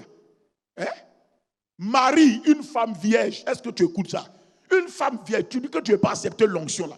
Je veux que ça rentre tellement en toi que tu comprennes l'importance capitale de l'onction. Et dans ces derniers temps où nous avançons au fur et à mesure, l'Église doit cerner et accepter l'importance de l'onction du Saint-Esprit. C'est cette onction qui a permis aux gens de tenir ferme dans le passé. C'est elle qui a permis aux disciples de rester fermes. C'est cette onction qui a fait que les disciples de Jésus, on a crucifié certaines têtes en bas, d'autres les a plongés dans l'huile, ils sont restés fermes. C'est cette onction-là qui faisait que les gens, tels que les gens d'Arc, on les a brûlés au bûcher, mais n'ont jamais régné Jésus. C'est cette onction-là qui fait que tu ne peux pas régner Christ. Il ne faut pas jouer avec ça. Tu penses que ce sont tes prières là? Ce n'est pas tes prières d'abord. C'est cette onction qui agit en toi par l'Esprit de Jésus-Christ. C'est elle qui te tient. Toi-même, tu ne sais pas pourquoi tu ne peux pas laisser ce Jésus-là. Tu ne comprends pas. Souvent, la pression est trop. Les gens, ça après, ils ont dit non, bientôt, il va laisser tomber. Non, c'est ce qui va laisser tomber. Mais on voit que tu ne laisses pas. C'est pourquoi tu peux dire, je ne peux pas laisser Jésus. Je ne peux pas laisser Jésus. J'ai son onction, non, je ne peux pas. Je ne peux pas laisser Jésus. J'ai sa parole, non, non, je ne peux pas. Je ne peux pas laisser Jésus. Ou bien, qu'est-ce qui fait qu'on t'a persécuté, mais tu n'as pas laissé? C'est l'onction. C'est l'onction. Sinon, normalement, tu allais laisser. Si était ta chair là, longtemps tu as laissé. C'est l'onction. Même quand souvent tu as reculé un peu, mais il y a quelque chose qui t'attire. Cette onction qui t'a fait naître de nouveau là, te dit retourne.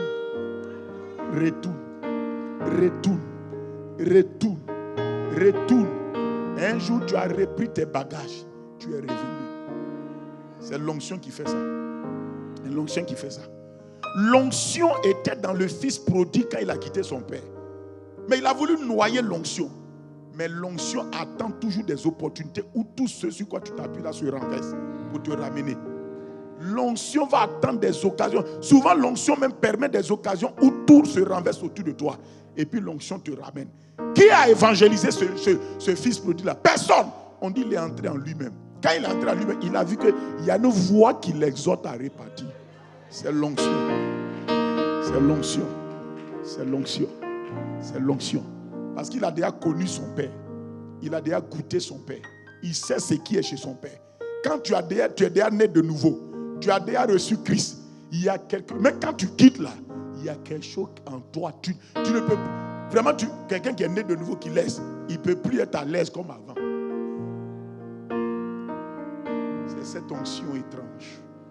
C'est cette onction qui fait que quand tu es sur le terrain de l'évangélisation, tu prêches à des gens qui ne connaissent pas Jésus.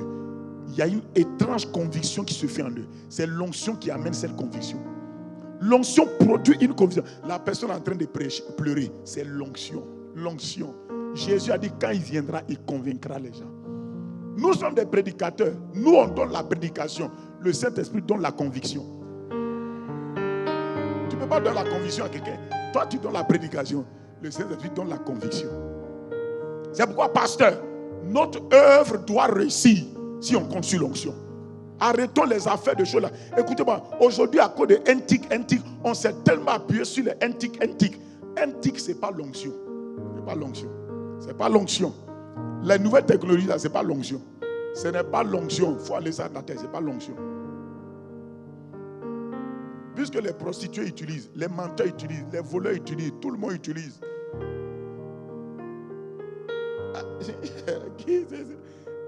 C'est des instruments technologiques. Mais l'onction, c'est ce que quand tu parles à travers les réseaux, la personne n'est pas à côté de toi. Mais il y a une conviction étrange qui se passe dans ton cœur. Quelque chose s'impose à elle. C'est le Saint-Esprit qui amène cette conviction profonde. Le touche. Amen. De même que l'onction de Dieu sur la vie de Moïse est passée par le bâton de Moïse, c'est la même chose aujourd'hui. L'onction que nous, on a passe par les bâtons technologiques. C'est tout. Moïse avait un bâton. Toi, tu as les NTIC. C'est tout.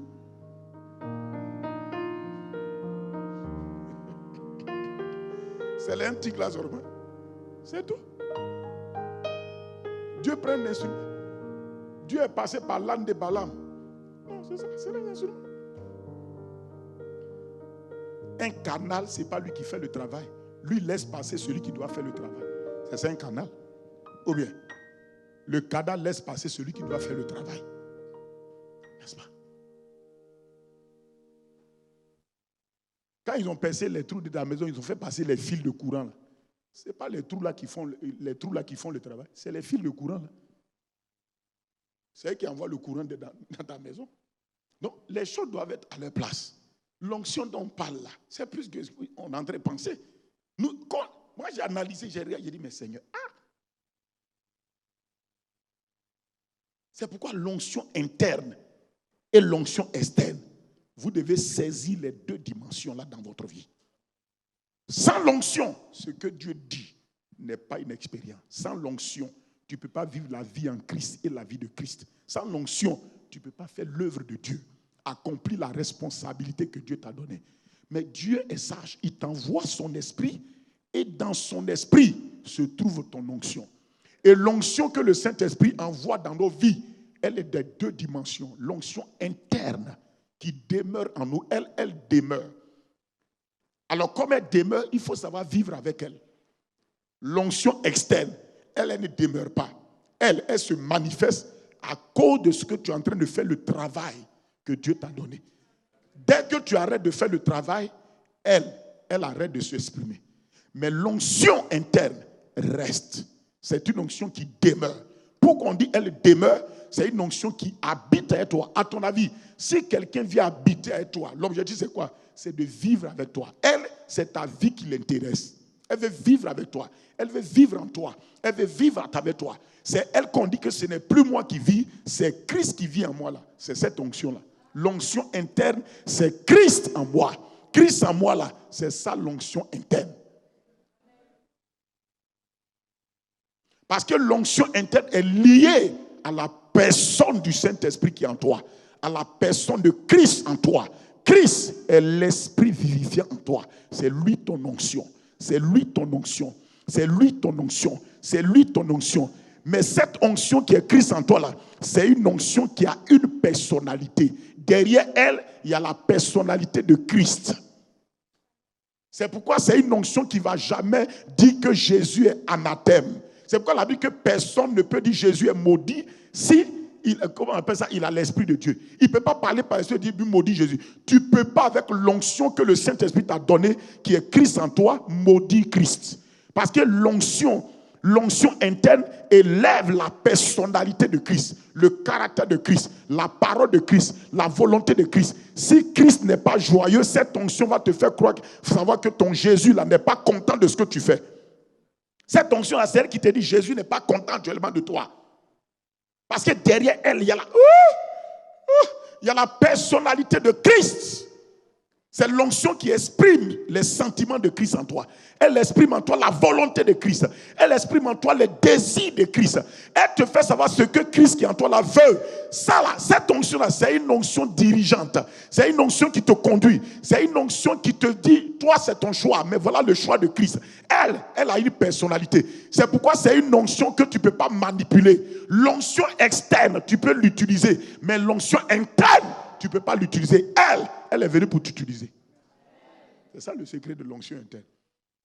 Le danger, écoutez-moi, les accidents de nos vies se sont produits lorsqu'on n'a pas écouté l'onction interne. Les accidents qu'on a connus, on n'a pas voulu suivre l'onction interne. C'est pourquoi on a fait des accidents spirituels. On est tombé dans des choses où on ne devait pas tomber. Parce que l'onction t'a prévenu. L'onction t'a dit ne va pas. Ne fais pas ce voyage. Tu dis, mais si elle ne va pas, qu'est-ce que les gens vont dire? L'onction te dit, ne fais pas ce voyage. Ils sont venus dire à Jésus, ton ami, celui que tu aimes, là où tu manges chaque fois quand tu t'en vas là. On voulait jouer sur ses sentiments. Il est malade. On dit de venir t'appeler. Jésus veut demander. L'onction lui dit, tu restes là, ne bouge pas. Attends.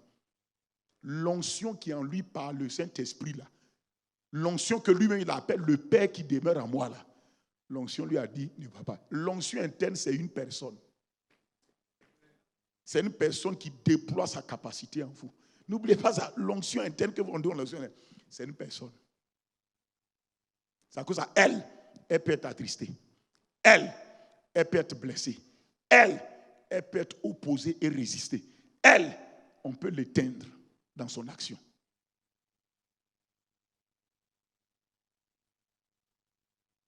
Il dit pour vous, vous avez reçu l'onction de la part de celui qui est saint. Donc cette onction est venue avec quelqu'un en nous, celui qui est saint. C'est une onction qui est pure. C'est une onction qui a une volonté. Elle a une personnalité. Quand on te dit n'attristez pas le Saint-Esprit là, c'est de cette onction dont on parle. Elle va t'exprimer sa volonté, ses désirs, ses pensées, ses intentions. C'est à toi de suivre et d'écouter. Amen. Tu vas faire une prière. Tu vas dire à Dieu, donne-moi de me soumettre à l'onction interne, de respecter l'onction interne et de valoriser cette onction interne. Donne-moi d'honorer l'onction interne qui est en moi par la personne du Saint-Esprit. Donne-moi de respecter la personnalité de l'onction interne. Prie cette prière. Mantako ba shendele borokata. Izobrade la katonda sandula kate. Rado machete ke baru kate la bazia. Mando la katando rante ke de brontoso. Ibare katuna sola nakabo. Rande la gadia shekete brakatuna za. Yanta kado rabasi kato la mandela kata. Père de grâce et Père de bonté. Seigneur, merci pour cette onction qui demeure en nous. Et cette onction qui demeure en nous est la personne même du Saint-Esprit en nous. C'est le Christ qui est en nous.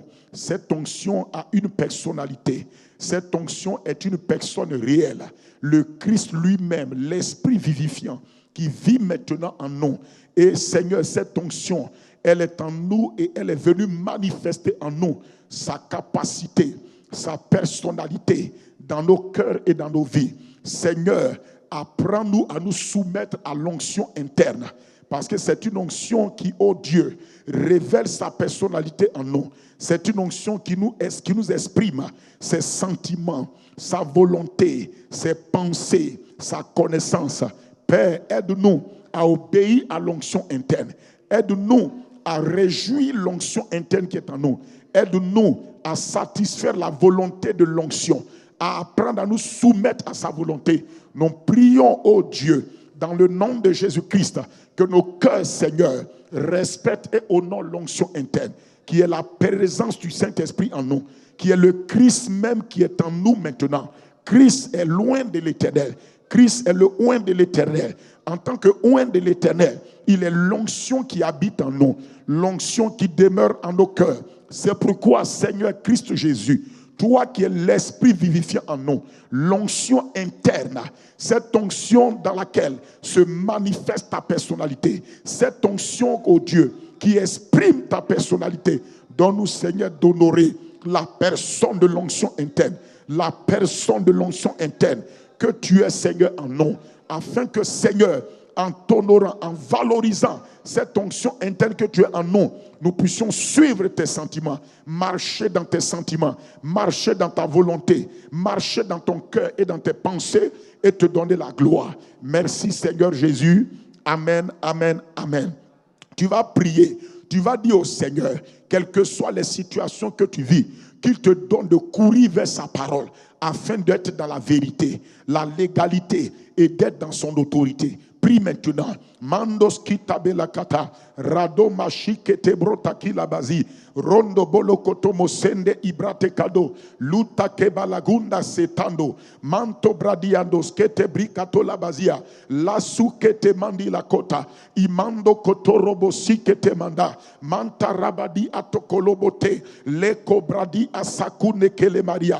Père de grâce et de bonté, dans ta parole se trouve la vérité pour nous. Dans ta parole se trouve, oh Dieu, la légalité, l'autorité, Seigneur. C'est pourquoi tout ce que nous faisons, en nous basant sur ta parole, nous sommes, oh Dieu, dans la vérité de Dieu, dans la légalité de Dieu et dans l'autorité divine. Père, je prie ce soir, dans le nom de Jésus, afin que tu me donnes, Père, que mon cœur court toujours vers ta parole, quelles que soient les situations, que mon cœur court toujours vers ta parole, que mon cœur s'applique et s'attache à ta parole, que mon cœur retourne vers la parole de Dieu, que mon cœur cherche d'abord la parole de Dieu dans telle ou telle situation, afin que par ta parole, je sois sûr d'être positionné dans la vérité de Dieu, dans l'autorité de Dieu et dans la légalité. Seigneur, que mon cœur n'entreprenne aucune action sans ta parole, mais que je me base toujours sur ta parole, afin d'être dans la vérité, dans la légalité et dans l'autorité de Dieu et de la parole de Dieu. Manto si kante labara, roto kodoboro shatakabaria, maindo koskita bela katu, lendumba kela katu na sate, kumala karato nadika balaka, e brondo si entelekoba anda, letuna kebara unda kelaba, zato mroso koto mandila kata, jibambonte kiriba kato. Au nom de Jésus-Christ, merci Seigneur. Amen.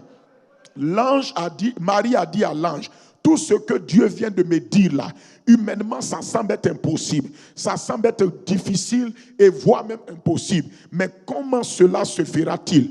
Comment cela se fera-t-il que toute parole qui est sortie de la bouche de Dieu, pour moi, s'accomplisse réellement? L'ange a dit à Marie, le secret, c'est le Saint-Esprit et sa puissance. Le Saint-Esprit viendra sur toi et la puissance de Dieu te couvrira. C'est pourquoi l'enfant qui naîtra de toi sera appelé fils de Dieu. Donc par le Saint-Esprit et la puissance de Dieu, la parole que nous avons reçue conçoit et fait enfante quelque chose. C'est par le Saint-Esprit que la parole enfante la victoire, enfante le miracle, enfante en tout cas quelque chose de grand dans notre vie. Tu vas prier pour dire, Seigneur, quel que soit quel que soit ce que tu me dis, je veux me connecter à ton esprit et à ta parole. Que ce ne soit pas par ma force, ni mon intelligence, mais par ton esprit. Seigneur, tu as déjà donné la réponse à la question, comment ta parole se fera-t-il dans ma vie? Tu as dit, le Saint-Esprit de la parole, dis à Dieu ce soir, tu acceptes sa réponse. La réponse qu'il a donnée, qui est le Saint-Esprit, la puissance de Dieu. Toi aussi, tu décides d'opérer par l'Esprit et la puissance de Dieu, de t'attacher au Saint-Esprit, à son onction, afin de vivre toute parole de Dieu comme réalité dans ta vie. Prie. Mandos kitabela kata, radomashi kete brakonda, labrazumbe dekere bakatu anase, imandos kotokolo bake, la konda brikate la bazia, maskontaki la baso, rebandu la kata la base, pe mamo maskata la bakendo, le kotomondi la kate, rabandi la katonache, imakonda libra kato, radia zokete bradikasa, ponda kila basute, mento di manakata, parokati la mandila kata. Père de grâce et de bonté, comment se fera-t-il que ta parole, ô Dieu, que tu me donnes, soit réalité de ma vie, soit mon expérience, soit manifestée? Comment ta parole va-t-elle, ô Dieu, se faire pour enfanter, va-t-elle faire pour enfanter dans ma vie? Oui, la victoire dont tu as parlé, le miracle dont tu as parlé, le changement dont tu as parlé. Père céleste, il n'y a aucune autre réponse que la réponse que ton ange a donnée, oui, par toi à Marie. Il a dit, le Saint-Esprit viendra sur toi et la puissance du Très-Haut te couvrira de son ombre. Père, la réponse, c'est le Saint-Esprit et son onction qui demeurent en moi, qui vont manifester la parole de Dieu comme réalité, qui vont faire que la parole de Dieu produise son effet dans ma vie. C'est pourquoi, Père, je dis que ce n'est ni par ma force, ni par mon intelligence, mais par ton esprit et son onction. C'est pourquoi, Père, je m'appuie sur le Saint-Esprit et l'onction de Dieu. Je m'appuie sur la parole, sur le Saint-Esprit et l'onction, pour que la parole de Dieu se fasse réalité dans ma vie, pour que la parole de Dieu se fasse victoire dans ma vie, pour que la parole de Dieu se fasse miracle dans ma vie. Comment cela se fera-t-il? Comment la parole de Dieu se fera-t-elle dans ma vie en miracle, en guérison, en délivrance, en transformation? C'est le Saint-Esprit qui est en moi avec son onction qui m'a santélimana. C'est pourquoi, Saint-Esprit, je compte sur toi. Je sais que toi seul en moi, tu es suffisant pour que la parole se réalise en moi. Tu es suffisant, Saint-Esprit, avec ton onction pour que la parole de Dieu devienne la réalité. Au nom de Jésus, amen. Amen. Amen. Amen. Allons-y dans le psaume 23. Psaume 23. Psaume 23. Psaume 23, verset 5 à 6.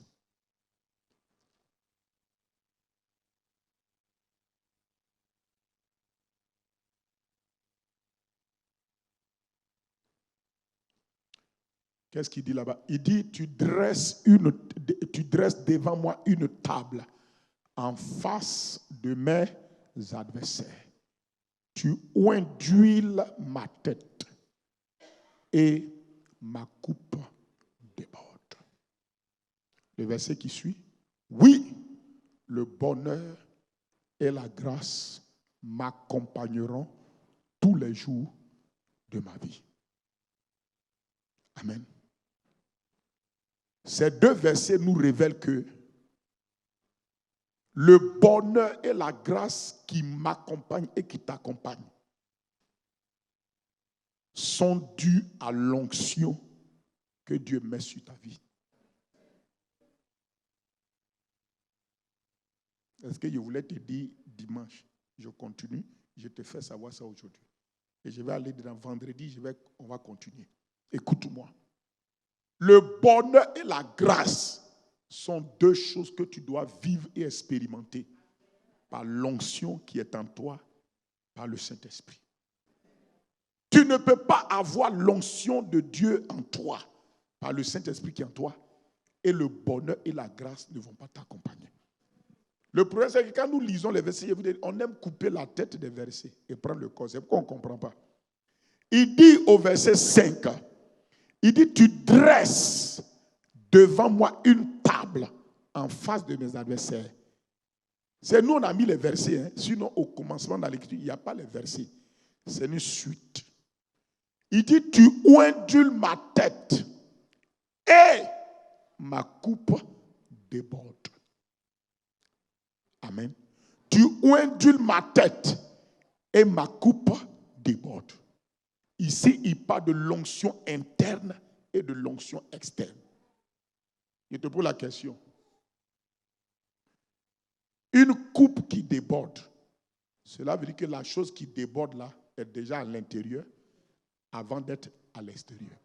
C'est l'onction interne et externe dans la vie de la nouvelle création en Christ. Tu ondules ma tête et ma coupe déborde. Ça parle de quoi? La plénitude du Saint-Esprit et le revêtement. Le débordement, là, c'est le revêtement.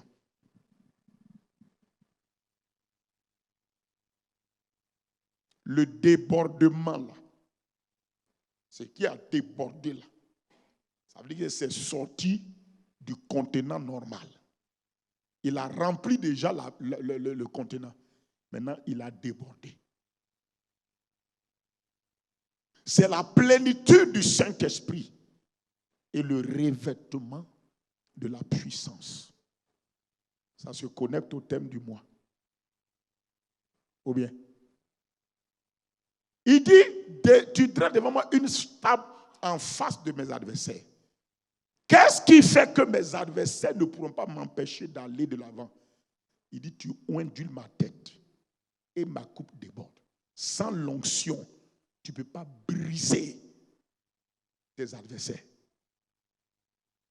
Il dit, mais même cette onction qui donne la défaite devant mes adversaires, cette onction qui fait que je déborde de victoire en face de mes adversaires, il dit, cette onction-là, écoute-moi, écoute-moi, écoute-moi. La suite. Il dit, cette onction fait quoi? Il dit, tu ondules ma tête et ma coupe déborde. Et regarde ce qu'il dit. Il dit, oui. Pourquoi il exclame oui? Le bonheur et la grâce vont m'accompagner. À cause de quoi? À cause de cette huile qu'on a mise sur sa tête là. C'est une huile de bonheur. Amen. C'est une huile de joie. C'est une huile de grâce. On laisse là, je vais te donner un autre passage. Hébreux 1, verset 9. Hébreux 1, verset 9.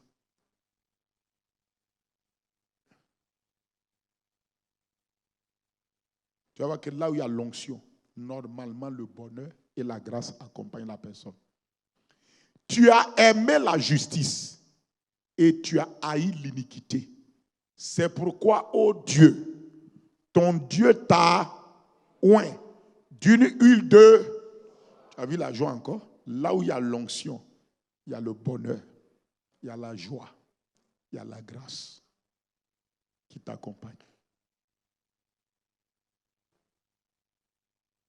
Nous devons aimer l'onction.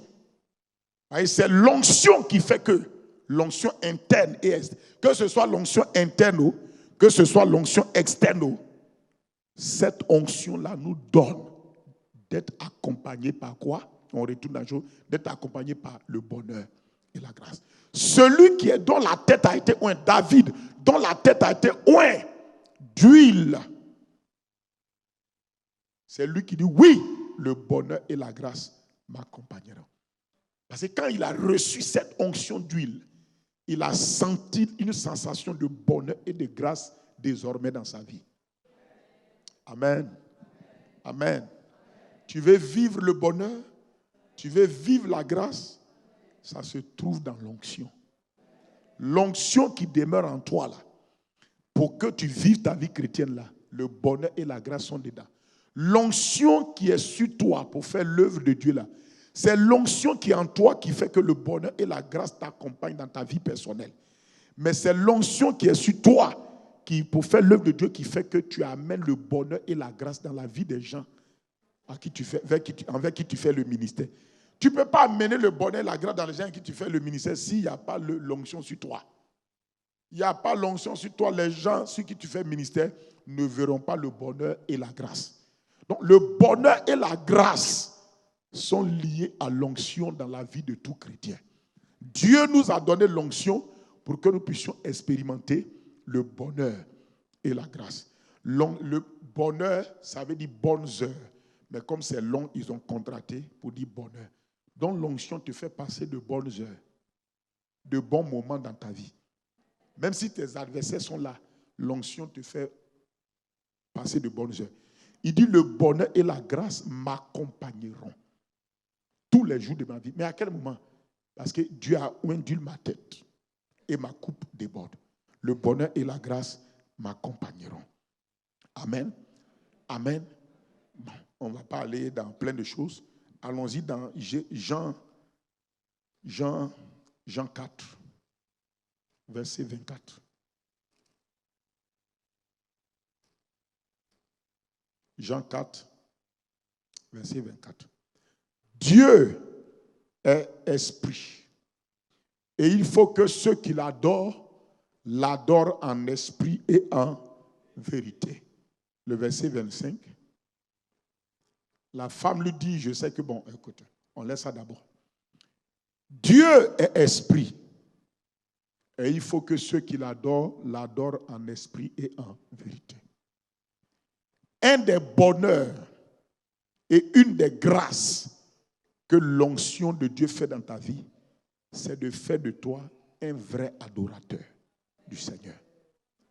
Sans l'onction du Saint-Esprit dans ta vie, tu ne peux pas être un vrai adorateur en esprit et en vérité.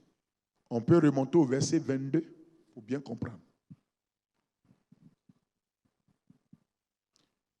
Jésus dit à la femme samaritaine, vous adorez ce que vous ne connaissez pas.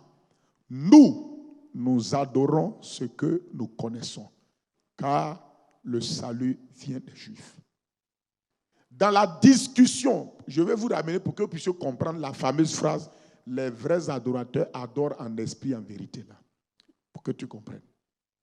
Bon, tu peux remonter peut-être au verset...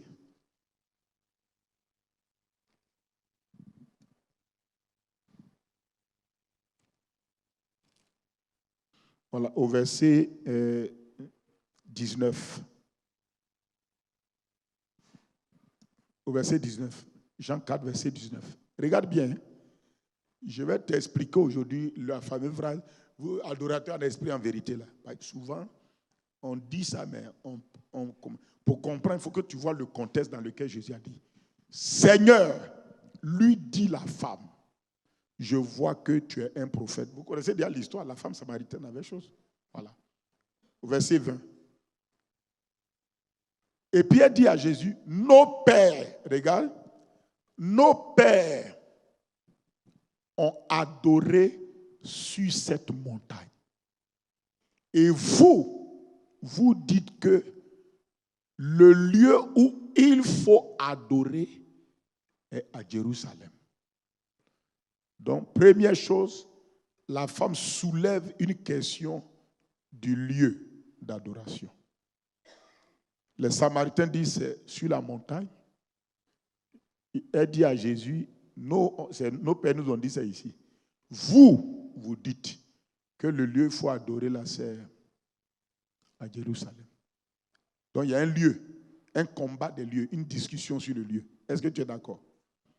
La suite. Femme, lui dit Jésus, crois-moi, l'heure vient où ce ne sera ni sur cette montagne. Cela dit que pendant qu'ils étaient en train de parler là, les deux voyaient la montagne. La femme l'a dit, nos pères ont adoré sur cette montagne. Donc, cette là, elle a indiqué C'est une expression d'indication. Elle a indiqué cette montagne-là. Tu vois cette montagne-là? Nos pères ont adoré là-bas. Et vous, vous dites, bon, Jérusalem était loin, mais que c'est à Jérusalem qu'il faut adorer. Est-ce que tu me suis? Je vais te montrer que souvent tu lis mal la Bible. C'est pourquoi tu as des difficultés à comprendre un verset. Et nous, les évangélistes, nous sommes très forts à extraire un verset comme ça, et puis on le commente, et puis on dit beaucoup de choses dessus. Souvent, quand tu regardes là, ça ne veut rien dire. Femme, maintenant qu'à la fin de 10 poèmes, Jésus dit, femme, crois-moi. Il faut me croire.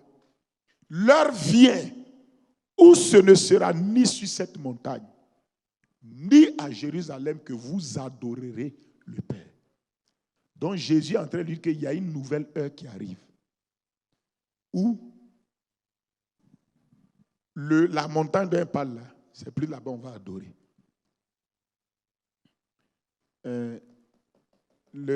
Jérusalem où on parle là, c'est plus là-bas on va adorer. Donc Jésus est en train de dire, le lieu, les deux lieux là, ça va changer. Dieu va indiquer un autre lieu.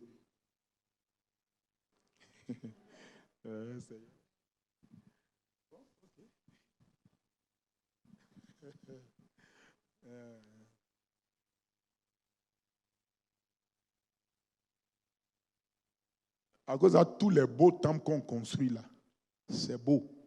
Dieu nous fait bien, on arrange nos bâtiments, on construit même de nouveau. Il n'y a aucun problème. Ça n'a rien à voir avec le nouveau système d'adoration.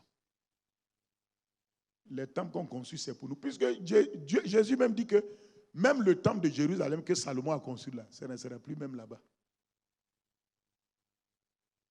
Donc, quand on construit un temple là, il ne faut pas chercher une gloire inutile dedans. La seule chose, c'est qu'on a exprimé notre foi, Dieu a pourvu, on a construit, et puis nous-mêmes, on est bien. On est à l'aise. Il ne faut pas dire que si tu veux devenir comme une femme, un juif vous dit non, c'est dans ce temps qu'il faut adorer. Jésus dit, femme, crois-moi, l'heure vient. Il dit l'heure vient, mais tu vas voir ce qu'il va dire après. Ce ne sera ni sur cette montagne, ni à Jérusalem que vous adorez le Père. Donc il y a un problème de lieu. Jésus dit non, les deux lieux là, papa dit qu'il va les enlever. Ça ne sera plus là-bas. Allons-y, la suite. Vous adorez ce que vous ne connaissez pas. Deuxième problème, Jésus dit à la femme, vous adorez. Premièrement, il y a un problème de lieu. Deuxièmement, il y a un problème de connaissance. Vous adorez, ce n'est plus le lieu, mais vous adorez même ce que vous ne connaissez pas. Nous adorons ce que nous connaissons. Elle a un problème de lieu. Jésus lui pose son problème, c'est la connaissance. Je vais vous dire une chose. Toutes les religions, tout ce qu'on appelle les religions, elles cherchent vraiment Dieu. Mais leur problème, ce n'est pas le lieu. Leur problème, c'est qu'elles adorent ce qu'elles ne connaissent pas. Quand vous évangélisez un religieux, faites attention. Il est sincère, mais dis-lui que oui, tu es sincère. Ce que Jésus évangélise ici, cette femme-là, c'est comme ça que toute évangélisation de tout religieux fait. Parce qu'un religieux, il a une portion de connaissance, mais il adore Dieu dans l'ignorance. Voici le problème de tous les religieux. Toutes les religions, ils veulent le vrai Dieu, mais ils adorent mal, dans l'ignorance. C'est ça qui fait le problème. Donc quand tu évangélises un religieux, c'est pourquoi un religieux, si tu l'évangélises, si tu l'amènes dans le débat de choses, tu ne peux jamais le gagner. Et puis ils aiment ça. Ils sont comme la femme samaritaine. Elle a engagé un débat. Sa vie ne va pas bien, mais elle, c'est le débat religieux-là qui l'intéresse. Mais quand tu évangélises un religieux, enlève-le des débats, amène-le sur sa vie. C'est pourquoi tu vas voir un moment, Jésus lui dit, mais appelle ton mari. Seigneur, non. Si tu évangélises un religieux, amène-le sur la nouvelle naissance et sur sa vie qui doit être sur le salut. Si tu l'amènes là-bas, il ne peut pas discuter.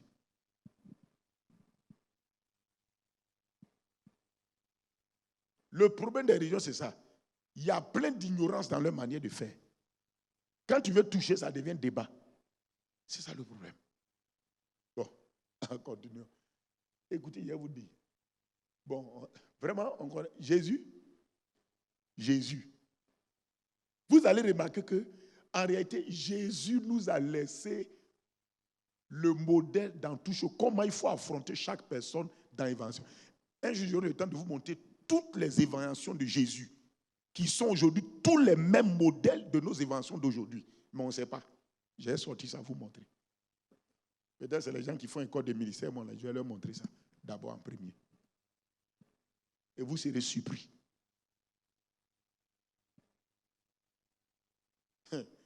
Parce que quand Jésus dit il est le chemin, là, nous-mêmes on ne comprend pas ça. Je suis le chemin, la vérité, la vie. On ne comprend pas ce qu'il a dit, il est le chemin, là, on ne comprend pas. Si tu dis il est le chemin, ça veut dire qu'en chaque chose, il t'a indiqué comment il faut faire. Ou bien, tu ne sais pas qu'aujourd'hui, il y a des femmes samaritaines que tu rencontres. Des gens qui sont attachés à la religion, mais dont la vie est vide. Mais ce sont tes femmes samaritaines comme ça. Ce sont tes hommes samaritains comme ça. Comment tu vas les affronter? Ils vont toujours envoyer un débat de lieu d'adoration. Un débat de connaissance de ceci, cela. Ne va pas là-bas. Va sur leur vie. Va sur le salut. Sur le pardon des péchés. Et tu vas les avoir. Ils vont faire bruit. Mais ta vie là, tu es sûr que si tu quittes la terre, ton âme est sauvée, il ne peut pas te répondre. Il ne peut pas poser cette question terrible là, il ne peut pas te répondre. Il va dire non, on ne juge personne, c'est Dieu ceux qui décide. Il dit non. C'est maintenant que ça se décide. Allons-y. Donc, la femme, elle parle de... Aidez-moi. La femme parle de... Jésus, lui, parle de quoi? Elle a dit, vous dites que c'est à Jérusalem qu'il va... Oh, nos pères, on dit c'est sur cette montagne. Jésus annule ça déjà. Il dit, leur vie, madame, c'est ni sur la montagne, ni en Jérusalem qu'on va adorer le Père. Vous adorez ce que vous ne connaissez pas. Nous, on adore ce qu'on connaît. Donc, il y a deux choses ici. Le lieu et la connaissance pour adorer Dieu. Maintenant, il dit, car le salut vient des Juifs. Le verset 23 maintenant, suit très bien, très bien. Jésus dit, mais l'heure vient. Il a déjà dit cette phrase-là au départ. Mais il dit, et elle est déjà venue. Il ajoute quelque chose. Il dit, l'heure que je t'ai dit, ça vient là. L'heure est déjà venue. Il dit, où les vrais adorateurs. Pourquoi on dit vrais adorateurs? Parce qu'ils seront différents de ces personnes qui adorent à Jérusalem et de ces personnes qui adorent sur la montagne. Et eux aussi seront différents de ces personnes qui adorent sans la connaissance de Dieu. Les vrais adorateurs, c'est les vrais adorateurs qui vont combiner la solution des deux problèmes. Écoute-moi d'abord. Il dit, l'heure vient, dans lui, où les vrais adorateurs adoreront le Père en esprit et en vérité. Car ce sont là les adorateurs que le Père demande. Les adorateurs que le Père demande, que le Père appelle les vrais adorateurs là, c'est qui? C'est ceux qui adorent le Père en esprit et en vérité. À ton avis, pourquoi Jésus a dit les vrais adorateurs, eux, ils sont différents des autres parce qu'eux, ils adorent en esprit et en vérité. Ça veut dire que les vrais adorateurs, ils adorent en esprit. En esprit, là, c'est pour régler le problème du lieu, là. On te dit, c'est plus ni à Jérusalem, ni sur la montagne. Ça veut dire que ce n'est plus un lieu géographique. C'est maintenant en esprit. Il a créé problème à la femme, là. En esprit. Les vrais adorateurs, c'est ceux qui adorent Dieu en esprit. C'est-à-dire que le lieu où tu adores Dieu, c'est dans ton esprit. L'adoration qui vient de ton esprit, c'est ça que Dieu prend. L'adoration spirituelle, c'est ça que Dieu prend. Ce n'est plus une adoration dans un lieu géographique. Le lieu où tu adores Dieu, c'est en esprit. L'esprit est le domaine maintenant où on offre l'adoration à Dieu. Donc, tout chrétien qui adore Dieu, quand on dit adorer, ce n'est pas chanter, ce n'est pas chanter là. Les chantres sont des adorateurs chantres. Nous sommes des adorateurs pasteurs. D'autres sont des adorateurs intercesseurs.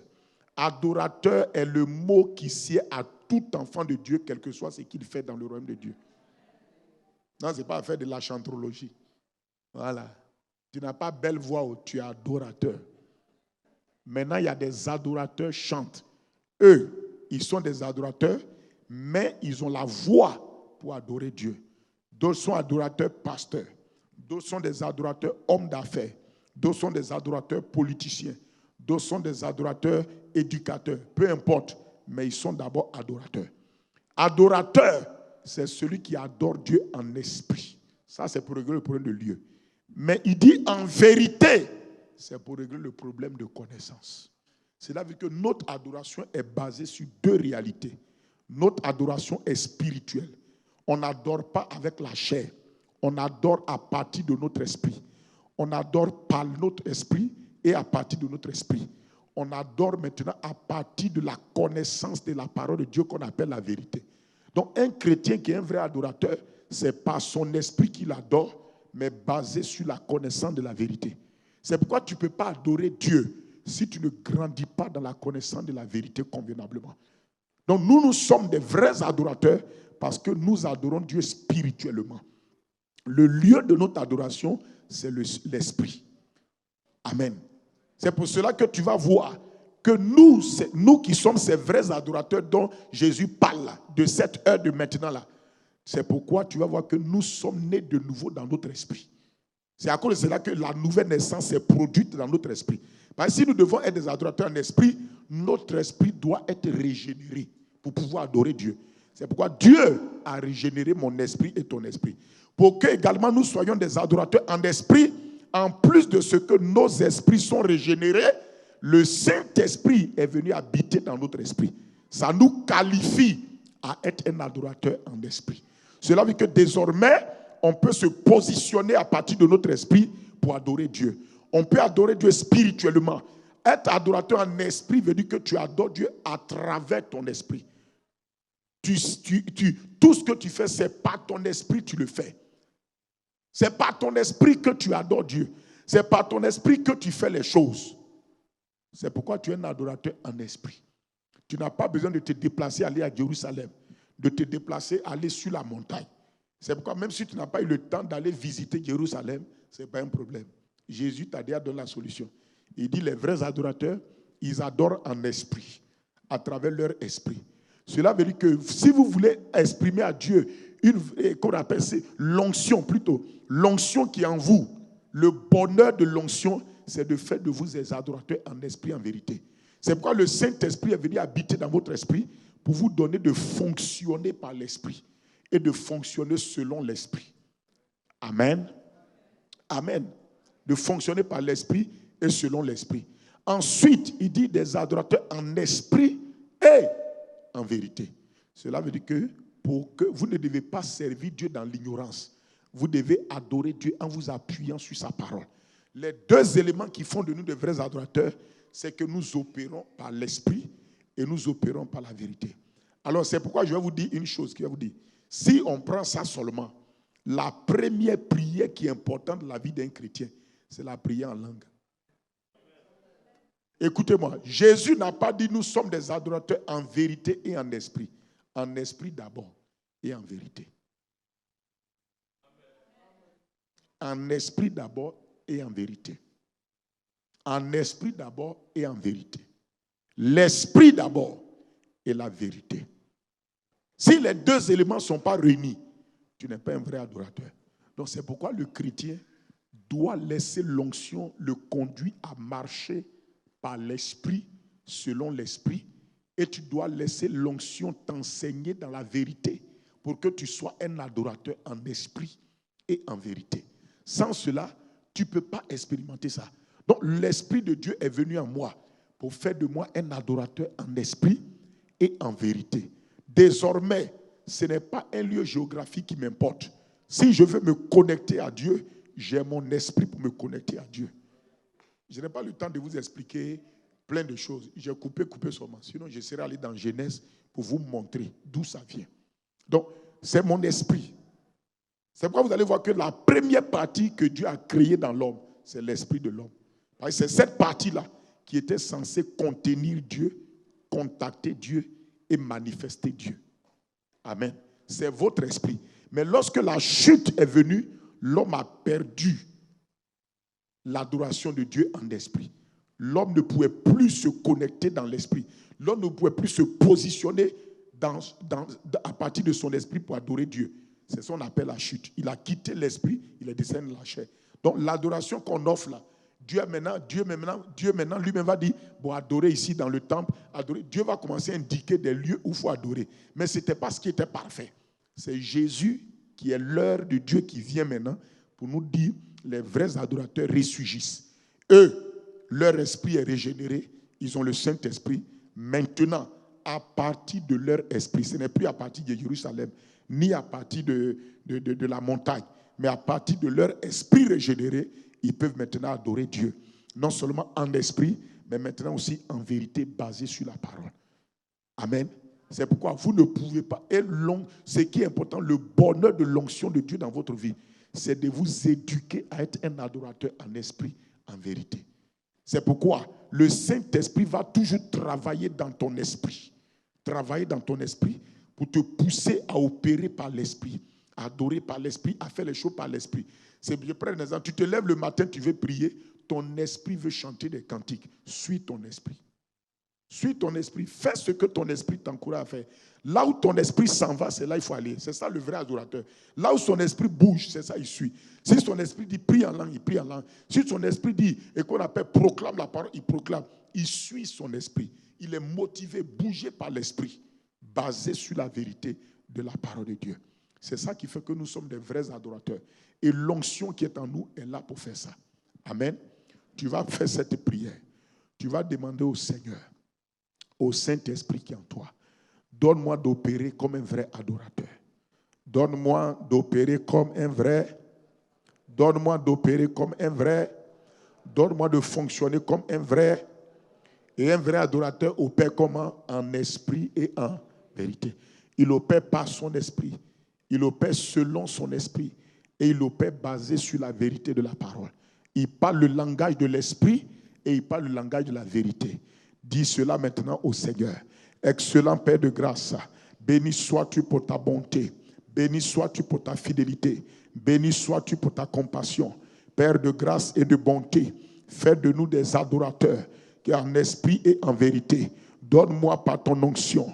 Donne-moi par ton onction d'opérer comme un vrai adorateur.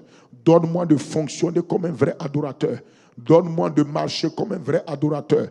Donne-moi de vivre comme un véritable adorateur. En esprit et en vérité. En esprit et en vérité.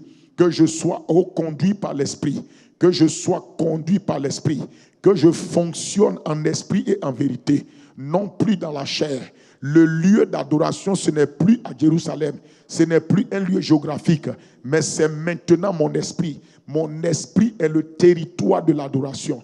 Mon esprit est le territoire où j'adore Dieu. Mon esprit est le territoire d'où jaillit l'adoration. Mon esprit est la dimension dans laquelle l'adoration est donnée à Dieu.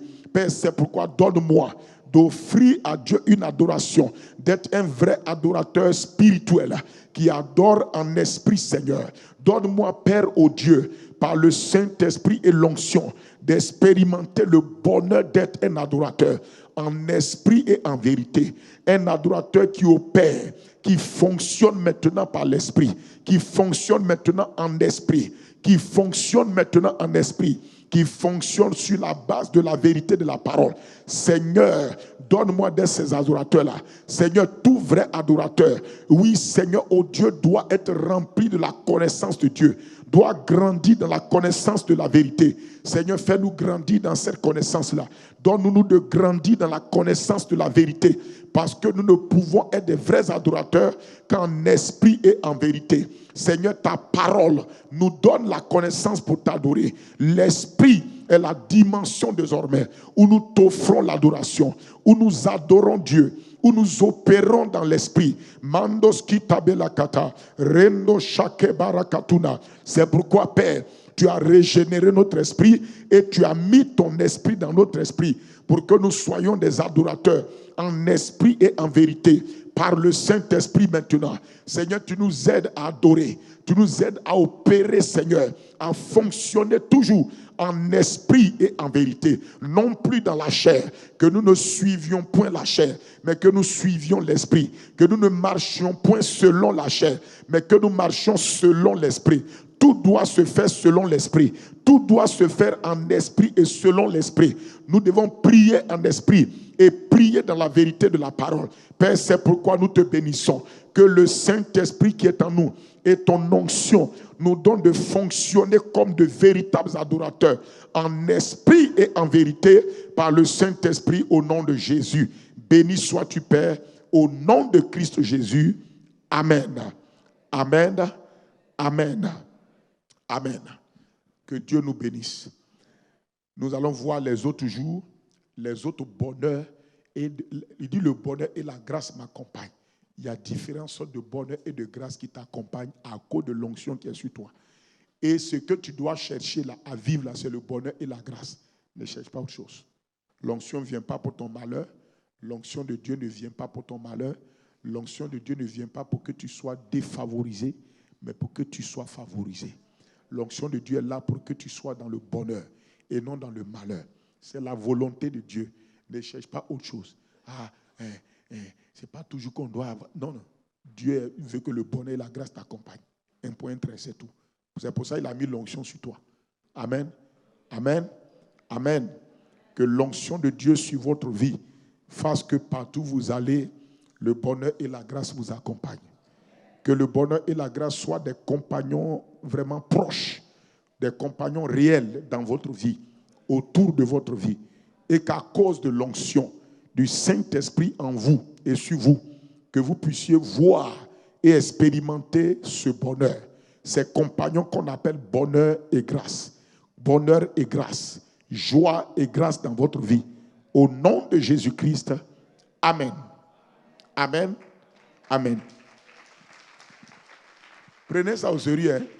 Quand on dit le bonheur et la grâce vous accompagnent là, je vais vous dire ce que vous ne savez pas. Vrai là, il marche avec vous. Ok. Tu as une fois marché, tu as une fois marché avec des amis qui t'accompagnent, non? Hein? C'est exactement ce que Dieu a dit comme ça là. C'est ça qui est ça. Mais tu n'es pas conscient de ça. Mais où tu t'en vas actuellement à la maison, le bonheur, la grâce, là, les deux là t'accompagnent. Mais tu ne sais pas. C'est deux compagnons qui t'accompagnent. Il ne faut pas douter de ça. Les gens voient la parole de Dieu comme simplement des mots. C'est ça qui est ça. C'est que Dieu dit comme ça là. C'est ça qui est ça. C'est vrai. Il t'accompagne. Mais si ce qu'il dit là, c'est les fables là, c'est que ce n'est pas vrai. C'est pas vrai. On n'a qu'à laisser. Oui, le bonheur et la grâce m'accompagnent tous les jours de ma vie. David dit oui, je suis d'accord. Le bonheur et la grâce m'accompagnent. Donc il y a deux compagnons qui sont étroits. Tu sais pourquoi ils sont là? C'est à cause de l'onction là. C'est à cause de l'onction là. C'est à cause de ça qu'ils sont là. Ok? C'est à cause de l'onction là que le bonheur et la grâce là sont en train de t'accompagner. Donc va avec ça. Va avec tes deux compagnons. Va avec tes deux compagnons. Va avec eux. Va avec eux. Et remercie le Seigneur. Parce que cette onction-là t'a donné deux compagnons. Et ils vont se manifester. Quand tu es dans le besoin, ils vont s'exprimer. Au nom de Jésus-Christ. Amen. Va avec ça.